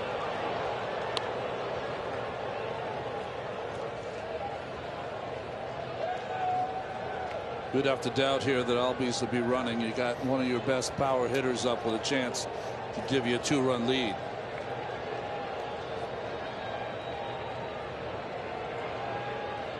And a check on Albies.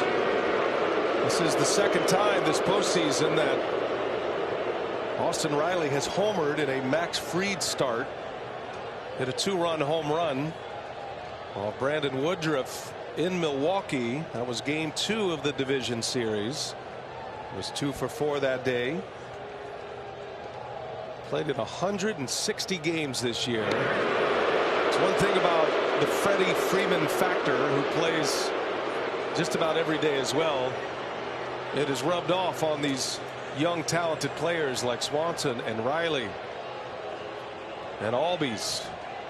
All logged a lot of games. Yeah, when your superstar posts every day, the other guys, hey, you're playing. Played in every game but 2. And a big swing and a miss by Riley. 0-2 the count. Coming right after him. Up and away fastball that time.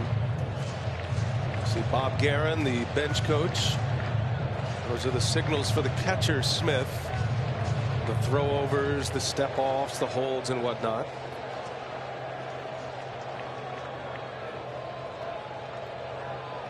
Two outs. Albies a runner at first. Here's the 0-2. A swing and a miss. Vesia strikes him out. Challenged him. 3 pitches and a K. 2 strikeouts for the left-handed pitcher, Alex Vesia. Inning is over. We go to the 7th. All tied at 2 on TBS.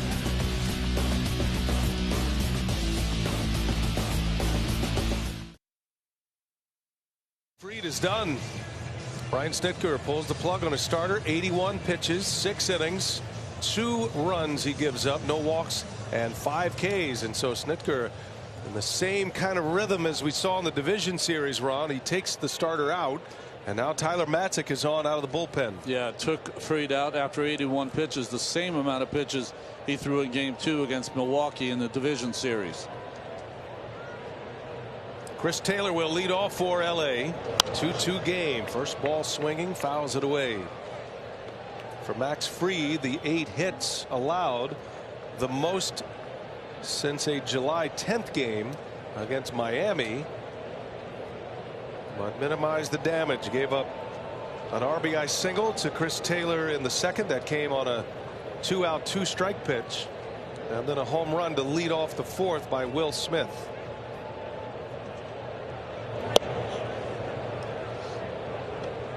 Braves open the scoring in game 1. Rosario scored on a wild pitch in the 1st inning off Knebel. And then Austin Riley tied it with a home run in the bottom of the 4th. Taylor batting out of the 8th spot in the order. Matzik was leaned heavy on the NLDS, threw in all 4 games against the Milwaukee Brewers. So a guy that probably really appreciated the 3 or 4 days off in between. Yeah, stranded 2 inherited runners, 4 1/3 of scoreless relief against the Brewers. Here's a 2-1. 3 balls and a strike.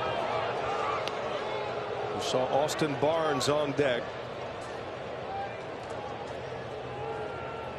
Rick Kranitz. He is the worst poker player you could imagine. Every expression shows on his face. He's on the phone to the bullpen, talking it through. Little flare. Going to be trouble. And Freddie Freeman cannot make the play. And Taylor on his way to 2nd with a hustle double. Taylor right out of the box was thinking 2. Freeman almost came up with a miraculous catch. But it goes as a double, and the Dodgers in business in the 7th. Well, that big fastball blows him up, and Freddie Freeman almost made an unbelievable play. And on the other side, you got to credit Chris Taylor. Got out of the box hard and smelled 2 the whole way. Busted it. Turns it into an extra base hit. His 2nd hit of the game. 4 straight innings. The leadoff hitter has reached for LA. Now Barnes, let's see if he's up there to bunt. At least to push the ball to the right side. He does square, and he bunts it foul. One of the few batters in the bench for Dave Roberts who does have the ability to put the ball on the ground and bunt. Very little playing time in the division series. Had a pinch hit appearance and struck out. The backup catcher to Will Smith. Luke Jackson is getting ready in Atlanta's bullpen.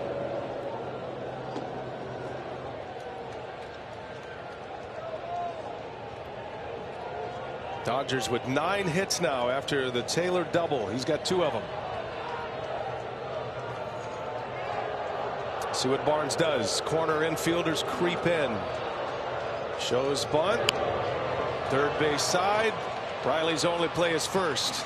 Executed it well. Sacrifice bunt. And the Dodgers with a runner at third base and 1 out. Well, in a day and age where it's the long ball. Yeah. Great job by Barnes. Tough guy to get a bunt down. And he hits it to the perfect side, too. Riley at third, so you have to force him to come in. Look at the angle of that bat. That's the key. You put that angle at such a way that the top of the bat is facing the first or second baseman. The angle is set, and a perfect bunt by Barnes. Textbook. The pressure on. Infield is in. 3 on the left side. 1 out. Mookie Betts the batter. Dodgers threatening to take the lead here in inning number 7.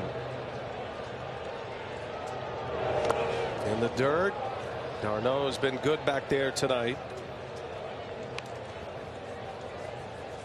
You always go matchups, wondering right-handed hitters. Tyler Matt's a kind of reverse split type guy.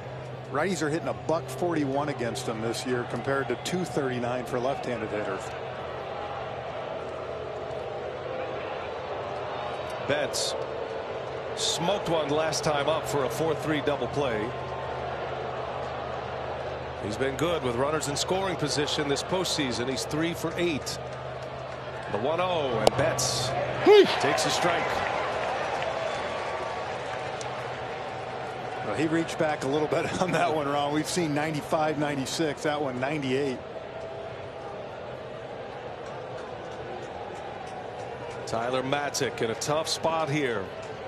A leadoff double, little flare double by Taylor. Sack bunt moved him to third. And now Betts late fouls it away. High fastball from Matzek. And it's a ball and 2 strikes now on Mookie Betts.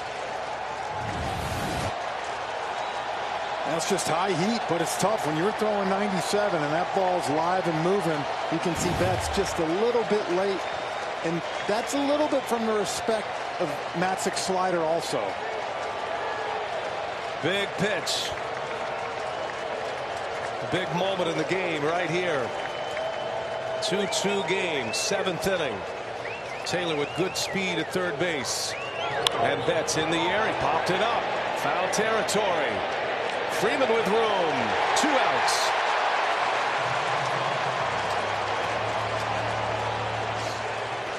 Well, the pitch sequence against Mookie Betts and the most important at bat here. Great block by Darno. Fastball down the middle.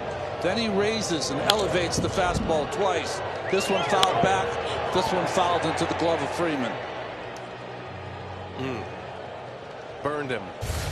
Betts is gone. 0 for 4 tonight. And now Matzek to face Trey Turner. 2 outs. Infield back to normal depth. And they play Turner pretty much straight away.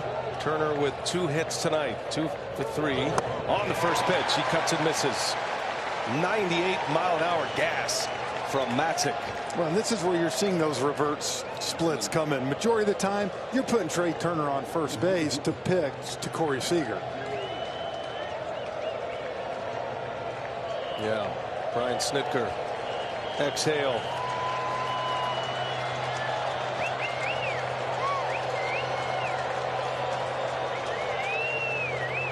Here's the 0-1. 0-2 the count. Turner just trying to punch one to right. Fouls it away. 40,000 on their feet at Truist Park.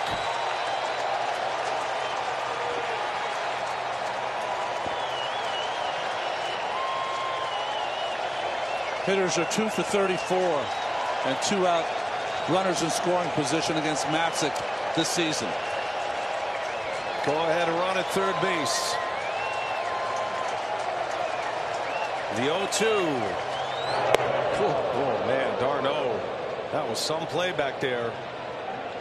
That's 98-mile-an-hour fastball coming at you over your head. And he's coming off a knee. That's a great play. When Darno gets measured for a shirt in the future, his right arm will always be 2 inches longer than his left. Like his arm didn't get pulled out of socket right by that fastball.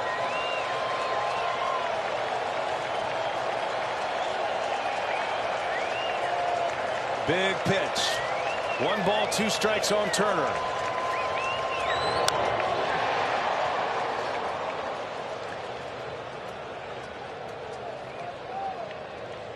Turner seems to have a better swing against that slider than he does that high gas. Well, and I think if you're thinking with Matzik here, you're in that box. If I'm Trey Turner, he went to that slider to get me off the fastball. He's throwing me 3 in a row. Got to believe he's coming maybe that high fastball like Betts again.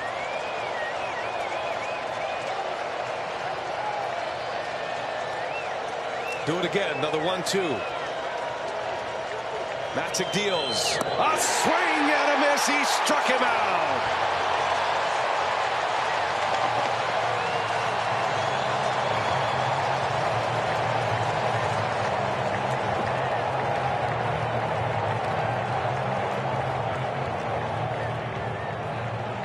Chip Series on TBS.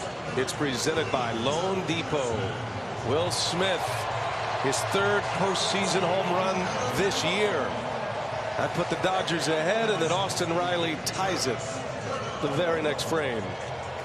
Riley goes deep for the 2nd time in this postseason. A 2-2 ball game. And next up for LA in this bullpen day is Joe Kelly. Joe Kelly was asked to get out of the 5th inning for both Max Scherzer in the wild card and Walker Buehler in game 4. Came in to get 2 outs in both of those innings. Starts the 7th tonight. Kelly, the 6th pitcher used. Jock Peterson will lead off for Atlanta in the 7th. Peterson had some big hits in the division series. Most of that coming off the bench back when Jorge Soler was active. Soler is out now with COVID. So the COVID protocols. So Peterson in that starting lineup. Popped a couple of home runs as a pinch hitter. 3 for 3, 2 homers and 4 RBIs off the bench. And he takes a strike. That game's kind of gone opposite what we thought. Atlanta 0 for 1 with runners in scoring position, where LA's 1 for 8. Figured with Max Fried going, wouldn't be too many opportunities for LA, vice versa. But credit this Dodgers bullpen. They've done a good job. Peterson had an infield hit in the 4th inning that immediately followed the Riley homer. And he tracks one in, takes a ball. 10 punch outs by the Dodger relievers. Knebel, Bickford, Brule, Gonsolin, and Vesia. Bickford got 4 outs. Gonsolin 5 outs. The others 3 outs apiece. And that brings us to the bottom of the 7th. And Peterson late fouls it away. It's a curveball down the middle. Jock Peterson opposite field of Adrian Hauser in a pinch hit appearance. And then the big blow again off Hauser, jumping on a high fastball 3-run blast and a 3-0 Atlanta win. That's all they would need. Game 1, 2, and 3, 3 for 3, mixed in a single in game 2. Brian Snitker after game 3, we're having the managers meeting down there in game 4, and he said, I had to play him. What do you want me to do? And then he took an over. Yep, exactly. Snitker talking to himself. An all-time baseball man, hired by Hank Aaron with the Braves.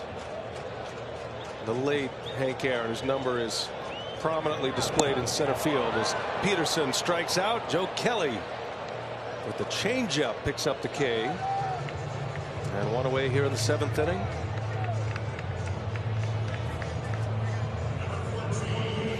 Hey, get your game on at MLBshop.com. Authentic on-field caps, tees, hoodies, and more. You can get all your postseason gear and wear what the champs wear at the official source, MLBshop.com. Certainly thinking about number 44 on a night like this when you come to Atlanta. And Hank Aaron, we lost him this offseason. Hank Aaron told Brian Snitker that you are no longer going to be a professional player in the Brave system, but we think you're a good enough coach. Yeah. I think you got a chance to be a coach. It's kind of a good thing and a bad thing. Yeah, right. You know?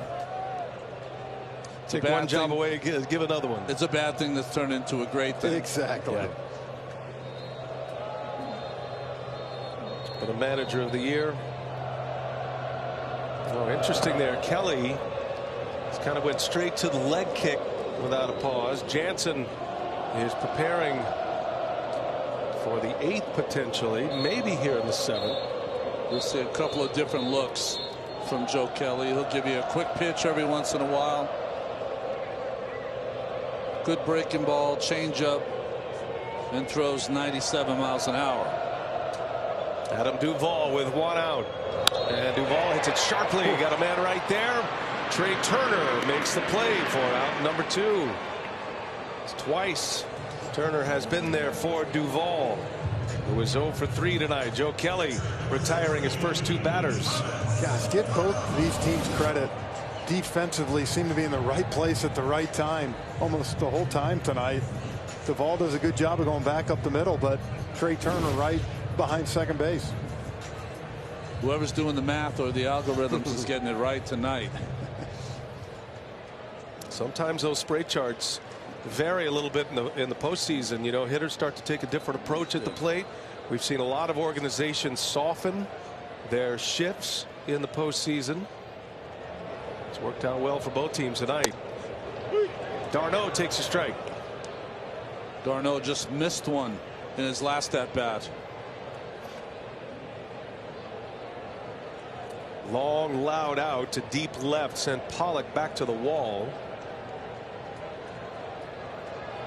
2 hits in the division series for Darno. Now, hesitation by Kelly. It's interesting watching his different looks. Just keep an eye on Kelly when he starts his motion. A little trickery involved. A lot of different ways to upset the timing of a hitter. Kelly will do it with his mechanics. And hitters will tell you guys, facing Joe Kelly, effectively wild too. He'll miss bad and then paint too. 1 ball, 1 strike. Ooh, well, right on the edge. Maybe got a break. Kelly throws that curveball so hard, and looked like that was a little bit low. When you're a pitcher and you envision in your mind your perfect breaking ball, that was it. Trip Gibson's had an excellent zone tonight.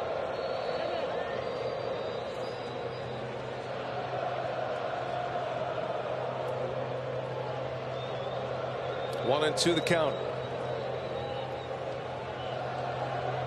Going back to the curve. 2-2 game, 2 outs in the Braves 7th, and he got him. Kelly with the strikeout. A 3 up, 3 down, 7th inning. Joe Kelly with a couple of Ks. We go to the 8th, knotted at 2 in game 1 of the NLCS.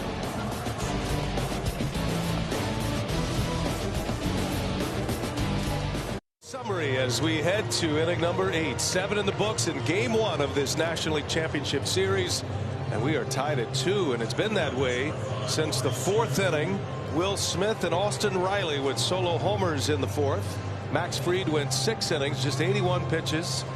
And the Dodgers have gone the bullpen route. Started with Knebel, then Bickford, then Brule, then Gonsolin, Vesia, and Kelly.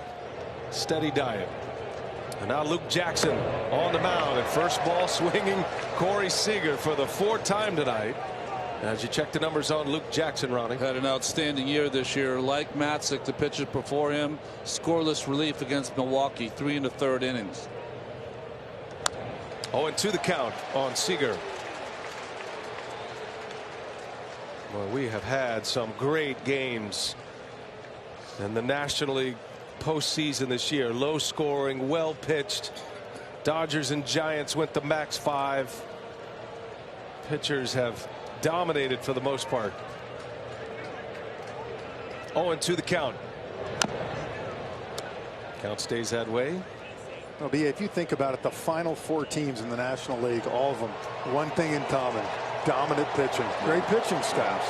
Top to bottom too, huh? Yep. Dodgers got to feel great about where they are right now.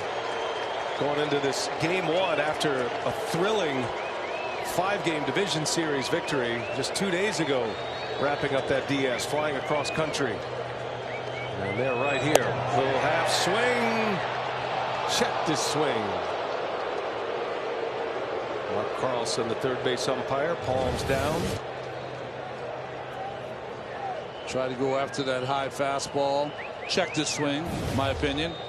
Here's a 1-2. On the ground, backing up on it for the easy hop. Freeman, Jackson there for him. Out number 1 as we send it down to Lauren Shahadi. A revival of sorts, BA, for Luke Jackson. The reason's simple. Fans in the stands. He had the worst year of his career last year. Went to Alex Anthopoulos in the offseason and said, don't give up on me. I promise once there's fans in the park, I'll be better. I can't create the energy and the intensity myself in an empty stadium. An ERA of almost 7 last year. It's sub-2 now. Yeah, Lauren, he's a guy that builds off the emotion. And one of the best sliders in the game, Ronnie, but I think like anything also, he's throwing his fastball more this year. Like that, and it's just keeping guys from continuing to see that pitch. Only allowed 1 run in his last 15 games, but he's going to have to be at his best here, trying to go through Turner and Smith. I think all these players would tell you their performance is elevated in front of the crowds. The fans are back, and we've got to continue to keep looking after one another so we can keep it that way. 41,815 in the ballpark tonight. There's regularly 53,000 plus at Dodger Stadium. And these two teams in a rematch of the 2020 NLCS. Turner fouls it away. 1 ball, 2 strikes. And here it is, Ronnie. We talked about, again, Justin Turner, 1-2 count. A.J. Minter in the bullpen. Late in the game, Riley on the line at third base.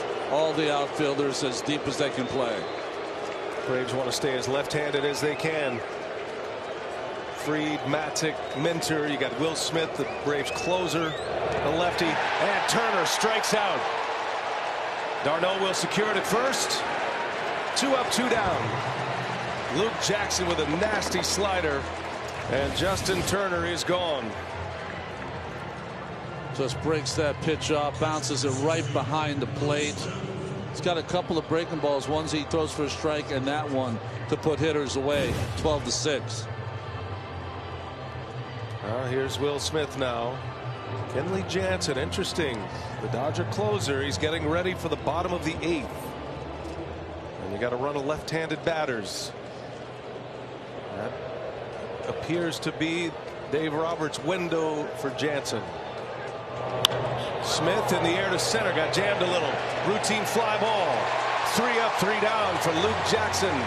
Dodgers are out in the 8th to the bottom of the 8th. Braves coming up. 2-2 game. It's the NLCS on TBS.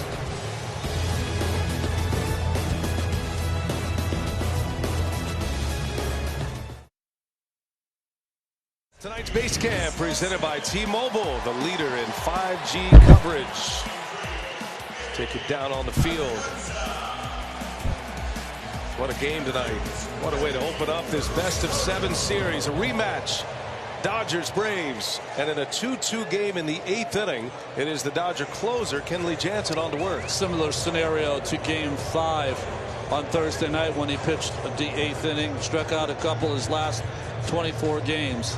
He's only allowed 6 hits, an 0.77 average for the great Jansen. 8-9-1 coming up for Atlanta. Pitcher spot due next. And here Adrianza is already moved on deck. So that looks to be the move next. Let's see if Swanson can get it started for the Braves. Jansen trying to put the first out in the books. And first ball swinging, popped him up. Trey Turner will make the call. And 1 pitch and 1 out for Kenley Jansen here in the 8th inning.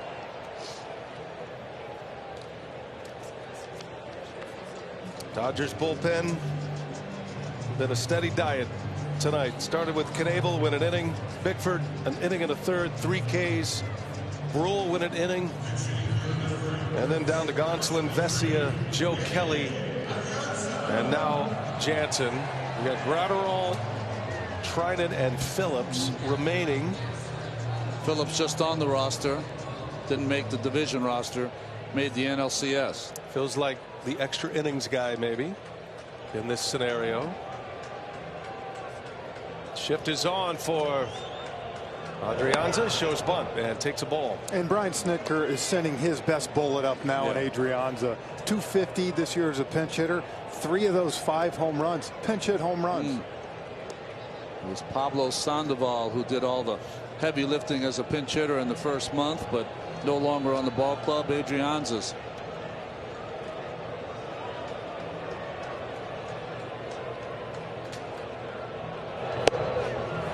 In there, 1-1 to count.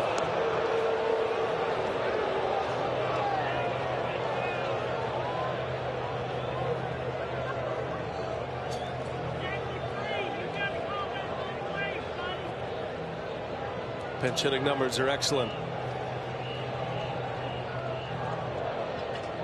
The 1-1.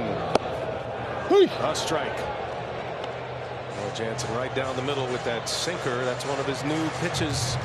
He's added to the repertoire, the sinker and the slider. That at 94 miles an hour. Now the Braves closer, Will Smith, preparing for the Dodger ninth. Jansen, when he goes in the stretch, will have 2 twitches with his hip. That is to remind him, keep that front shoulder closed. 1 ball, 2 strikes. Down he goes. A strikeout for Kenley Jansen. 2 up and 2 down. Back to the top of the order now. Hey, a reminder, you can follow all the action of the postseason with the MLB app. From real-time tracking of every pitch to in-depth analysis of the games. Download the MLB app today. Make this postseason major. The baker's dozen of strikeouts for the Atlanta hitters. And something to keep an eye on right here, how Kenley Jansen starts off Rosario right here. Rosario loves to go like Seager on that first pitch. 2 outs, bottom of the 8th in a 2-2 game. Rosario, the Braves leadoff man. He's 1 out of 3 tonight. Swings at the first pitch right on cue. Fouls it back. That's the pitch to me Kenley Jansen's really kind of reinvented himself, was being able to throw that sinker. Guys can't just rely on that little cutter anymore. Keeps you honest. He likes his fastball tonight, though. You can tell by the way he's throwing it.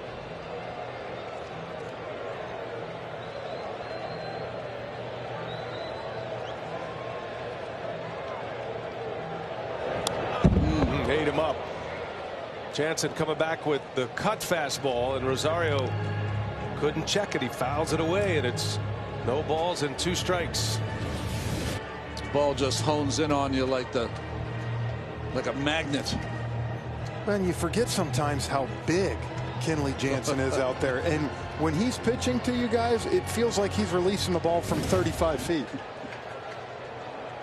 Has resurrected his career this year, adding the extra weapons, and a true 4-pitch pitcher now at 6'5" and 265. Ground ball, shift was on.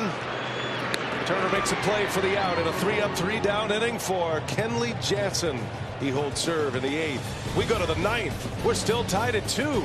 Game 1 of the NLCS. Here comes Will Smith.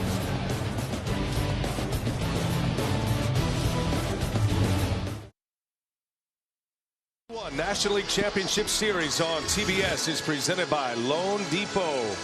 Don't forget, tomorrow the National League Championship Series rolls on TBS. Coverage starts at 6:30 with the postseason pregame show presented by GMC. And then the Dodgers and Braves for Game 2 at 7:30 presented by Loan Depot exclusively on TBS. ESPN Radio also has the call. MLB.com for all the info. Will Smith, Braves closer, enters this one at a 2-2 tie in the 9th. Albert Pujols leads off. Smith had 37 saves during the regular season. That was 4th. But he did not have a save in the postseason until this season, when he had 3 against the Brewers in the division series. 4th at bat for Albert Pujols. And a swing and a miss. Back in June, Tio Alberto off Will Smith launched one out. I mean, it was a frozen rope out of here. That was on a fastball. First two pitches from Smith, breaking balls. That was career home run number 671 for Albert Pujols. Here's the 0-2. Pujols with 679 career homers now. One of the all-time great ones at 41 years of age in his 21st season in the majors. Over half his life as a big league baseball player.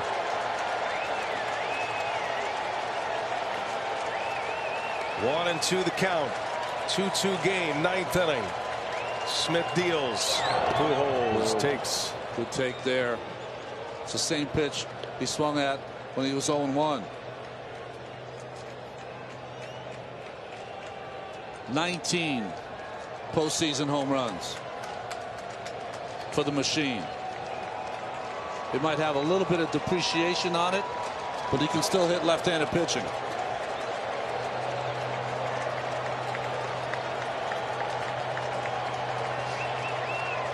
Two and two the count. 3 balls, 2 strikes. I would guess if Pujols reaches, there would be a pinch runner. But the Braves' run of left-handed pitchers has penned Dave Roberts to his original starting lineup. His only pinch hitters tonight have come in the pitcher spot. Well, all year when Will Smith has needed to make a big pitch, he goes to that slider. 3 and 2 the count. See where he goes here. And Pujols in the air, a pop-up.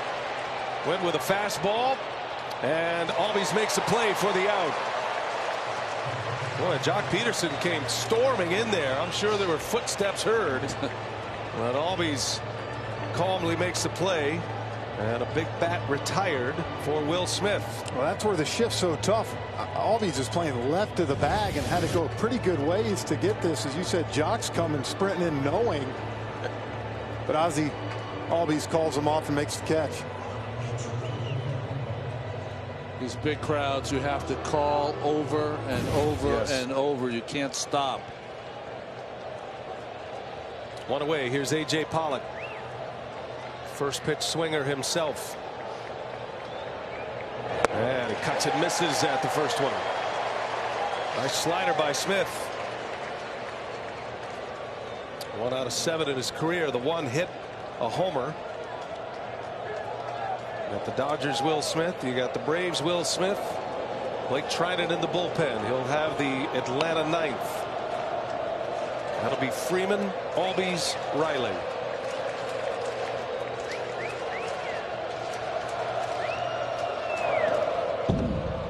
Brian Snitker said after game 2, when Will Smith got the save, he allowed first and second with nobody out, got a fly ball and a double play, and stopped by the manager's office on the way, knocked on the door and said, "You can breathe now." He knows it's been a wild ride in that ninth inning. Grew up in the Atlanta area, grew up a Braves fan. Will Smith. Here's the 1-1 in the dirt. I asked him once, well, who was your favorite then? Were you a Maddox or a Smoltz or a Glava guy? He goes, yep, all of them. I was all of them. I was an all of them guy. Kind of hard not to be, right? Saw a lot of winning when he was a kid. And the Braves back to their winning ways. Braves won 12 of 14 to win the regular season. Took 3 out of 4 in the NLDS. They've won 15 of their last 18 games. 2-1. Pollock in the air. Late on it. Pop up to Freeman. 2 outs. So a good breaking ball pitcher, which Smith does. The 2 outs he's retired in this game, he's rushed it inside to both Pujols and to Pollock to get the 2 pop-ups. Well, as a right-handed hitter, Ron, you're sitting up there and you know sliders coming, sliders coming, sliders coming. But you get a strike or two you have to protect. And as you said, he's made 2 big fastball pitches on 2 great hitters. Here is Chris Taylor now. He's had a good night down at the bottom of the order. 2 hits. He drove in the first run. That was a 2-out, 2-strike single in the 2nd inning. And then he doubled in the 7th. The man who hit the walk-off in the wild card game. And a big swing and a miss. Cut it loose on a curveball. Cody Bellinger due next. Bellinger had the game-winning RBI in Game 5 2 days ago in San Francisco.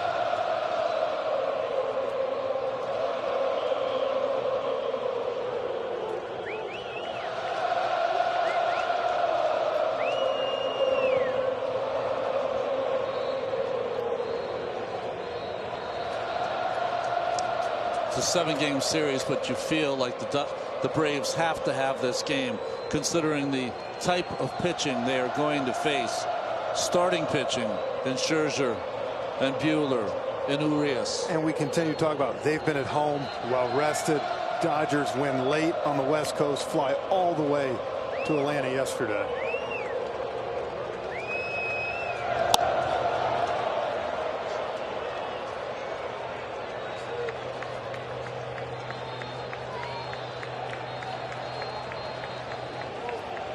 Taylor in that wild card game hit a breaking ball for that historic 2-run home run.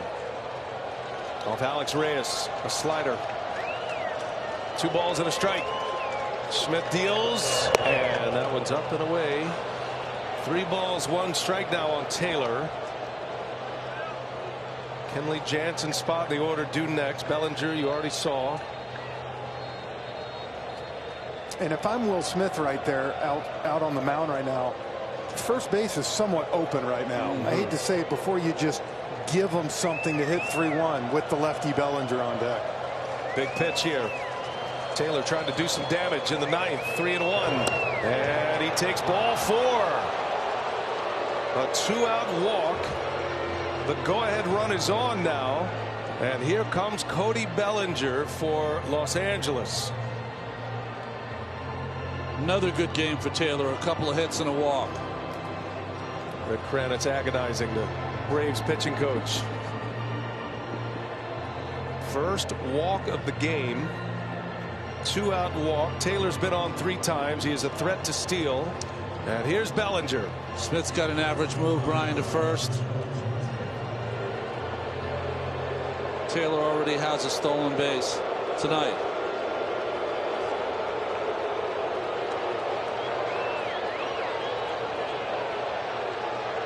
And timeout granted. Bellinger, big home run, Game 7 against Atlanta. No doubter. Put him ahead. Helped him win the game, helped him win the series. And then he injured his shoulder right there. Would require surgery at the end of the year. Good play here by Smith. You have to throw over first pitch because Taylor stole on the first pitch earlier in the game. And like you said, Ronnie, average move for Will Smith. Also, if you're Taylor, you got to be thinking Bellinger's about to get a lot of sliders right here. Watch for him to pick a pitch eventually. He got a lot of sliders in a row 2 days ago in San Francisco. Cashed one in for an RBI. Outside for a ball. That was against a right-hander, Camilo Doval, the Giants closer in the 9th inning. Now Bellinger against the Braves closer here in the 9th on the road.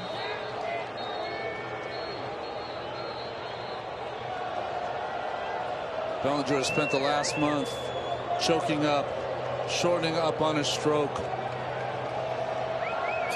Braves have a shift on. Albies out in the grass and shallow right. 3 infielders on the right side. A swing and a miss. Smith to the breaking ball.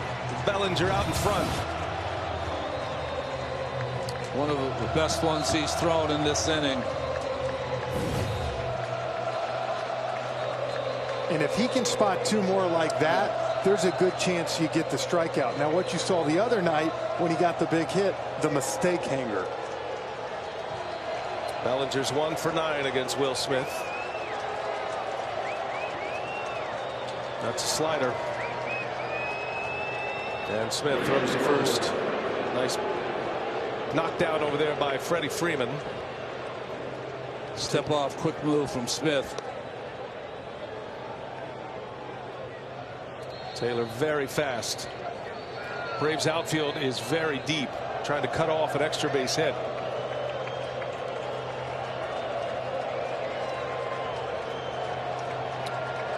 One ball, one strike on Cody Bellinger, pinch hitting in the 9th.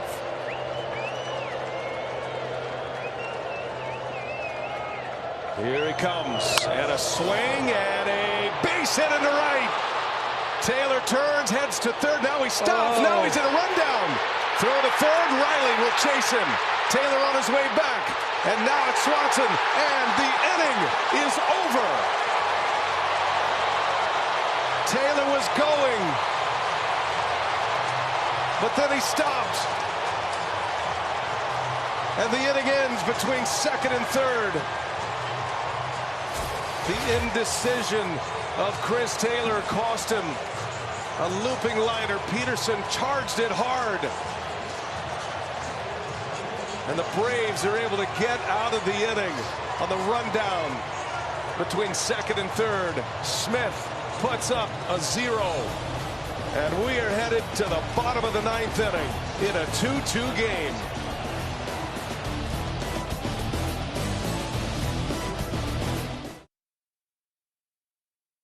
Forces Taylor to slam on the brakes. Great job by Dansby Swanson scooping it. And then good job with the rundown. And BA for the Atlanta Braves, they kept Mookie Betts on deck with a chance. But again, what made that play? Jock Peterson charging the ball forced Taylor to slam on the brakes. Looked like Peterson's throw was to second base all along, but 100%. The charge is what got Taylor's attention. So the stage is set now. The former Dodger, Jock Peterson, starts a relay that ends up in and out as Freddie Freeman takes a ball. Blake Trinan is on the mound, 9th inning, 2-2 game. One of the toughest relief pitchers in all of baseball. Cody Bellinger stays in after his base hit. He plays first. And a swing and a miss by Freeman, and it's 1-1.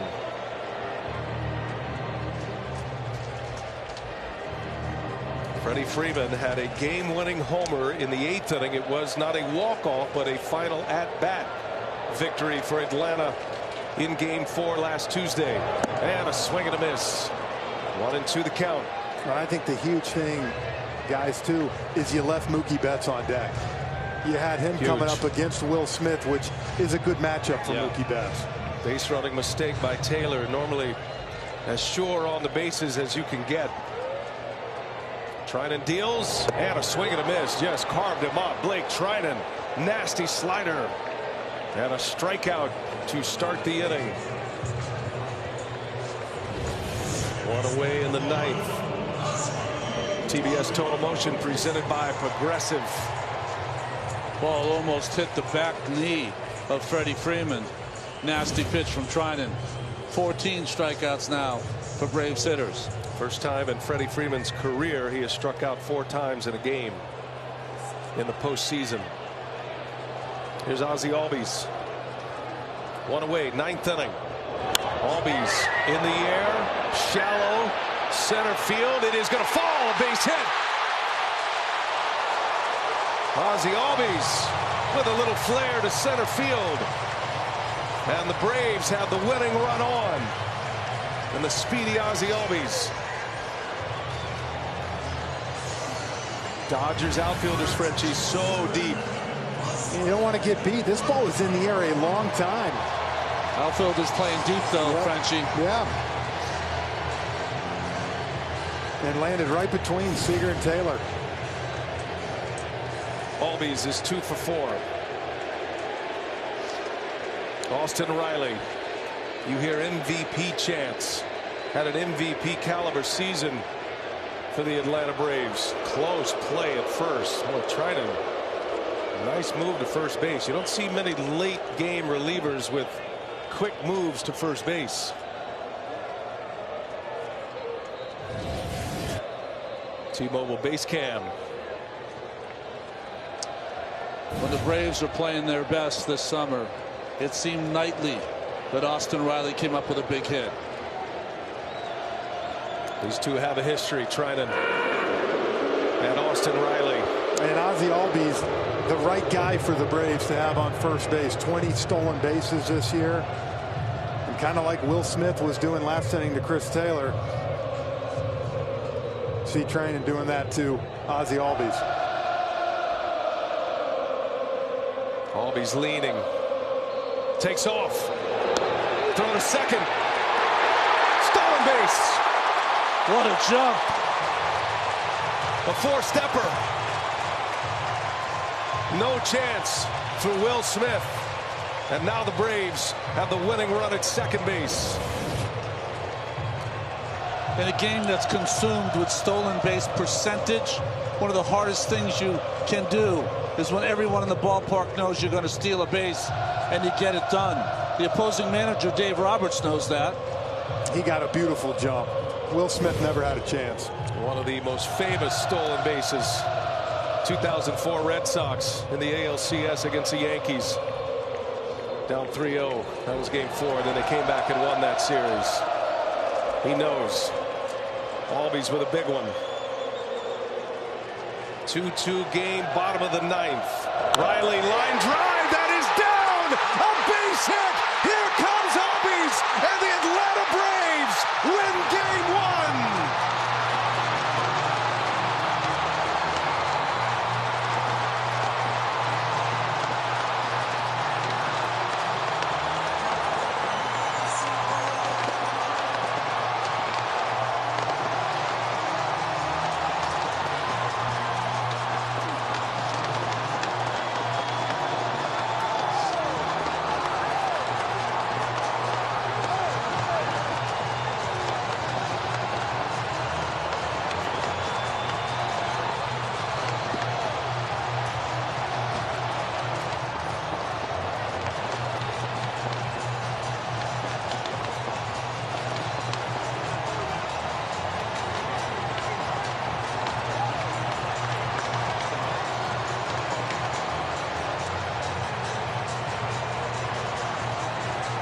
Austin Riley tied it with a home run in the 4th. He wins it with a single in the 9th. His first career walk-off RBI for Riley, regular or postseason. And Austin Riley, this magical season, and he's got one more piece to add to it right here. Look at this, away. He throws the one mistake he made all night, backed up. And Austin Riley, Ronnie, you said it right before. All summer long, he has carried this Braves team. And in a game we just talked about, they almost had to have the way it went. He comes up with the big hit. The Brewers spent the entire division series throwing sliders that evaded the bat of Riley. Trinan makes one of the few mistakes he's made all summer, left it over the middle of the plate, and Riley with the big hit, and Albies with the big steal. And the Braves manager, Brian Snitker, Walt Weiss, Trinan as unhittable as any pitcher in this series. Albies stolen base sets it up. And a walk-off winner tonight. What a moment for Austin Riley. Braves with their 11th postseason walk-off win. Downstairs, Lauren Shahadi with Austin Riley. Austin, you know this game is hard, right? Yeah. 40,000 shouting MVP. What's that like? It's unbelievable. Unbelievable. It took a whole team effort. Our pitching staff, here lately they've been unbelievable. And what they did is just, in front of these fans, it's amazing. You step to the plate. What are you trying to do? Take me through it. I looked over at Wash. He said, "Base hit. That's all you need." And that was my mindset. Just put something in play and see what happens. When Ozzie stole second, did it change your approach? I just, it looked like he got a good jump, so I was auto taking there, and then regroup, and like I said, just trying to get a base hit. That run down in the 9th. What do you see from your vantage point? Jock charged it. Yeah, I thought if he would have kept going, he might have a chance at third, I thought. But, you know, that was a great pick by Dansby. You know, just being able to get out of that inning right there was huge. Enjoy the moment. Appreciate it. Thank you. Brian. A Mississippi native, grew up in Braves country. 24-year-old Austin Riley has his moment in the sun in the 2021 postseason. I don't want to be hyperbolic, but I think it's a game that the Atlanta Braves had to win, considering what has happened to the Dodgers in the last 3 days, having that great win in Game 5, having the day off, having to use their bullpen to get through the ball game today. It is a game they had to win, and they found a way. Yeah, tip your hat to the Dodgers bullpen. The fact they were able to do what they did tonight and almost win this ball game. But Austin Riley led the NL in hits in the second half, and he was the MVP for this team tonight. 6 hits for the Braves, 14 strikeouts, and they still found a way to win the game. Riley tied it, knocked a fastball out of here in the fourth, and he delivers a slider into left field to drive in the winning run in the bottom of the 9th inning. What a moment. What a swing. And a swing he'll never forget. 24-year-old Austin Riley coming off a 33-homer, 107 RBI season, a career year, and it continues in the 2021 postseason. He had some help, though. The man who set it up, Ozzie Albies, he's standing by down below with Lauren Shahadi. Ozzie, you saw Trinan all over Freeman. What was your approach in your at-bat? Get on base. Yeah. Well, however, walk, hit by pitch, single, whatever. So I got a knock, and that was all the plan I had. Did you know you were going right away? Yes, right away. They picked over because I'm pretty sure they knew I was going. So as soon as he went home, I went. Yeah. Everyone knew you were going. When Austin hit that, did you know it fell in? Yes. As soon as he hit it, I took off, and I started yelling, screaming all the way to home plate. Stars are up next tomorrow. How does that sound? Sounds great. We had good battles against him, so we go compete. That's it. Congratulations. Thank you. Appreciate it. Brian. Lauren, thank you. Ozzie Albies, a little flare with one out, and then a key stolen base here. Well, Ozzie Albies made this happen by getting a great jump. The base running mistake of Chris Taylor cost them maybe a run in the top of the ninth. The base running by Ozzie Albies got them a run. 21 for 25 now, scoring, knocking off his helmet, and scoring the winning run for the Atlanta Braves. And the life of Riley continues here in 2021. And the 2021 postseason of walk-offs. That's the fourth. Oh, boy. Chris Taylor, 2 by the Red Sox. And now Austin Riley. Baseball, what a game. What a finish tonight. The Braves take game 1. Yeah. Go for that Instagram Live. That's what I do. What a thriller, game 1. The Braves beat the Dodgers. Take a 1-0 lead. Now it's Max Scherzer against Ian Anderson for game 2. The postseason show on TBS presented by Hyundai. For Ron Darling, Jeff Francoeur, Lauren Shahadi, and the rest of our crew, Brian Anderson saying goodbye from Truist Park in Atlanta. You've been watching MLB on TBS, your exclusive home of the 2021 National League Championship Series. The Braves, a walk-off winner tonight. The MLB postseason on TBS is brought to you by New Balance. We got now.